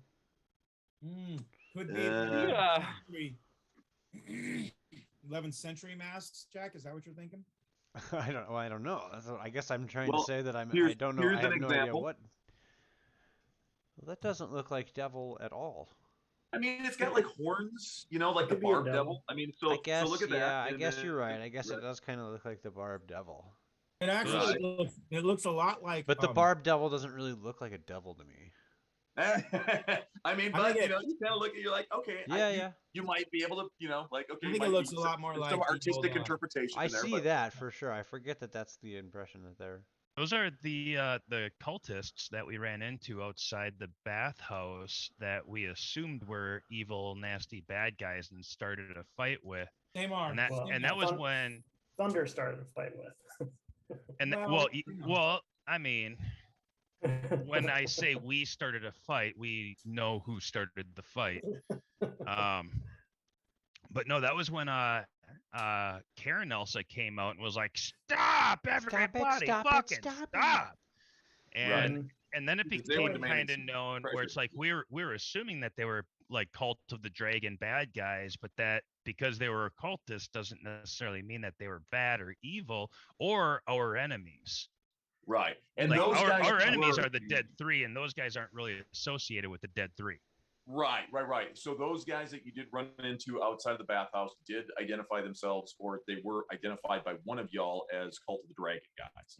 Mm-hmm. These guys are distinctly different. They both wear masks, but whereas the Cult of the Dragon have more slightly draconic looking masks, you know, that sort of are supposed to emulate, you know, one of the aspects of Tiamat. These cultists definitely have more demonic, devilish looking masks. I mean, it's my guess is, and The I don't know if this occultists. I don't know if Grin would guess this, but my guess is that the Cult of the Dead Three is just a red herring. That was a wild goose chase, and that they're not the real problem. The real problem are these cult of devil worshippers. That's the real problem. Or the Van Wonder- Thamper Yeah, the family, things which that is you really guys were reading. I definitely think it's the Van Thamper family that's got all these things going that they're Well, leveraging. I think the Van Thamper family is in league with the devil worship cult. Yeah, I think that's who's. I mean, they've got this private little, you know, like worship area, like a private church area for those who worship the devils. And so, yeah, Well, I would say that. Lucky us, I actually have a Van Thamper in my pouch right Right, there. exactly. That's good to know. But it's also like we just need to be able to. Yeah, and I think that may be where we can leverage him He's to prove he's only slightly damaged. He's missing only a couple fingers and an eye. Yeah, we got You don't need fingers to get information. Actually, quite the opposite. The less fingers a person has, And the since more we'll likely be, you're going to get information out of them. And since we're basically making a power play to be the rulers of the city, like my thought is, well, you know, if it gets down to it, we just need to be able to prove to the citizens, like, hey, look, we had to do this because we're the next in line to rule, and these guys were clearly evil as shit. You know what I mean? Actually, Look, we we've were got as Amric long- here. Amric, tell him what's up. Amric will go, yeah, and if you don't, because we're going to kill you right away if you don't say anything. Actually, But as we we're were holding already- Amric up by his hair, he looks like Elijah Wood at the end of Sin City, and That's he's like, true. "Well, this is what I know." Yeah. I mean, it depends on if the population, you know, it all depends on if the population even wants to go back to the rule of El Terrell. It's like you could say, hey, we've got all this evidence that shows this demonic group overthrew illegally, and they might say, yeah, well, We don't care. That's the way we want things to be. No, because and that's what I said. That's why I asked the DM. I was like, so like, would people in general like look at this evidence as damning? Like all these, right? Like that this is going on. Like if we were to prove this case to people, would that be something that they would say like, oh yeah, that's some evil shit, Right, right? Courtney? And so if the answer is yes, which you know clearly, well at least that's what he said. He said yes. He said that would be the people of like Baldur's Gate would think that that's evil shit. And Yeah, so it's overall, like, well, okay. yeah, I mean, Baldur's Gate is known as being pretty rough and tumble. You know, it's a city of, you know, there's a lot of, you know, pirates and brigands and stuff like that that make their way through. But even that's still a far stretch from like devil worship. So Who's actual scruffy looking? This is actually like, you know, signing contracts with the denizens of the Nine Hells to do things, you know, in return for things that you have to do. So that's kind of evil. And as long as like the people that we intend to rule would consider that a noble task we're performing if put under the right light, then yes, I think that this is all something that we can use, and I think that Amric could be a key piece of that too, especially if we're able to like get the main Van Thamper matron under under thumb. Yeah, Then The Duke of Death. absolutely. yeah, because then after that point in time, it's either, hey, listen, we're going to convince the remaining dukes, or if we were actually able to, confront and then take control of any of the other Van Thampers, like in the end, like bring it on, dukes. If you don't like our idea, then like we'll put you amongst our enemies too, and still we'll take this place back by force with the help of the the iron. What's the name? Not the Iron Fist? No. What? Flaming Fist. Flaming Fist. Flaming Fist. The Fist of Fury. Yeah, which we're already making inroads to, I don't know. We're already that kind of makes like sense. working with them. That makes sense because like the Cult of the Dragon, my understanding of the Cult of the Dragon is that they're more kind of like modern day Christianity, where it's like there's no evidence of Dracoliches, but they have the idea that Dracoliches are going to rise up again. So everything that they're kind of doing is just kind of like on faith. Where these guys, like, we're actually fighting demons and devils and spiked fucking pieces of shit, So we're kind of deep into it right now. Yeah, We fought multiple demons and we still haven't leveled up. God damn. We have leveled up. What do you mean we haven't leveled up? Exactly, Matt. Yeah, that's exactly what I was thinking. And I'm pretty sure Joe's got your back on that too. I will 100% proxy his vote. Yes. Not that I'm ungrateful for the levels we have, but what the fuck? I mean, We what haven't the even leveled. fuck? Look, I almost died twice. I mean, come on. I mean, What, I can't should run into go every down. single room and kill everything I see there immediately And without still dying? not level up. Fucking murder hobo. Clearly, I'm not high Yeah. enough level yet. Let me see here. I'm gonna find out what my ratio here is because I remember a little bit from statistics class. I never took statistics. Statistically Alright, are speaking, we- my character should be dead by now. Dude, I have been. Oh shit. Are we gonna end it for the I've been 34%. I've been 30% down on hit points for the last 3 weeks. Oh, dude, I can't even go into that because I've been mostly dead for we've only at least a played month. once in the last 2 weeks. 4 weeks. 4 weeks. 4 weeks. 4 weeks, motherfucker. Do you know what I mean? Yeah. Yeah, I guess, hey, we'll let everybody else go for the evening. Thanks so much for sticking it through. Yeah, Yeah, to they're the like, what the end. fuck are Yeah, they they're like, talking God, they're just about? rambling at this point. They're not even doing anything. We appreciate you guys watching. We will be back. Are we Thursday? I'm good for Thursday. I think we're Thursday for World of Darkness. Yeah. Yep. Could do it. Thursday World of Darkness. We can do that. Okay, awesome. Well, provided that everything works out, we'll see you guys next Thursday. Thanks so much again, and we'll catch you on the This next Thursday. one. This Thursday. This Thursday. This Thursday. This And, one and coming. definitely a week from now, next Monday, even if not. So. Everybody wave bye. Bye, Thank you, everybody. all of you failures. We love you all. Bye. Bye.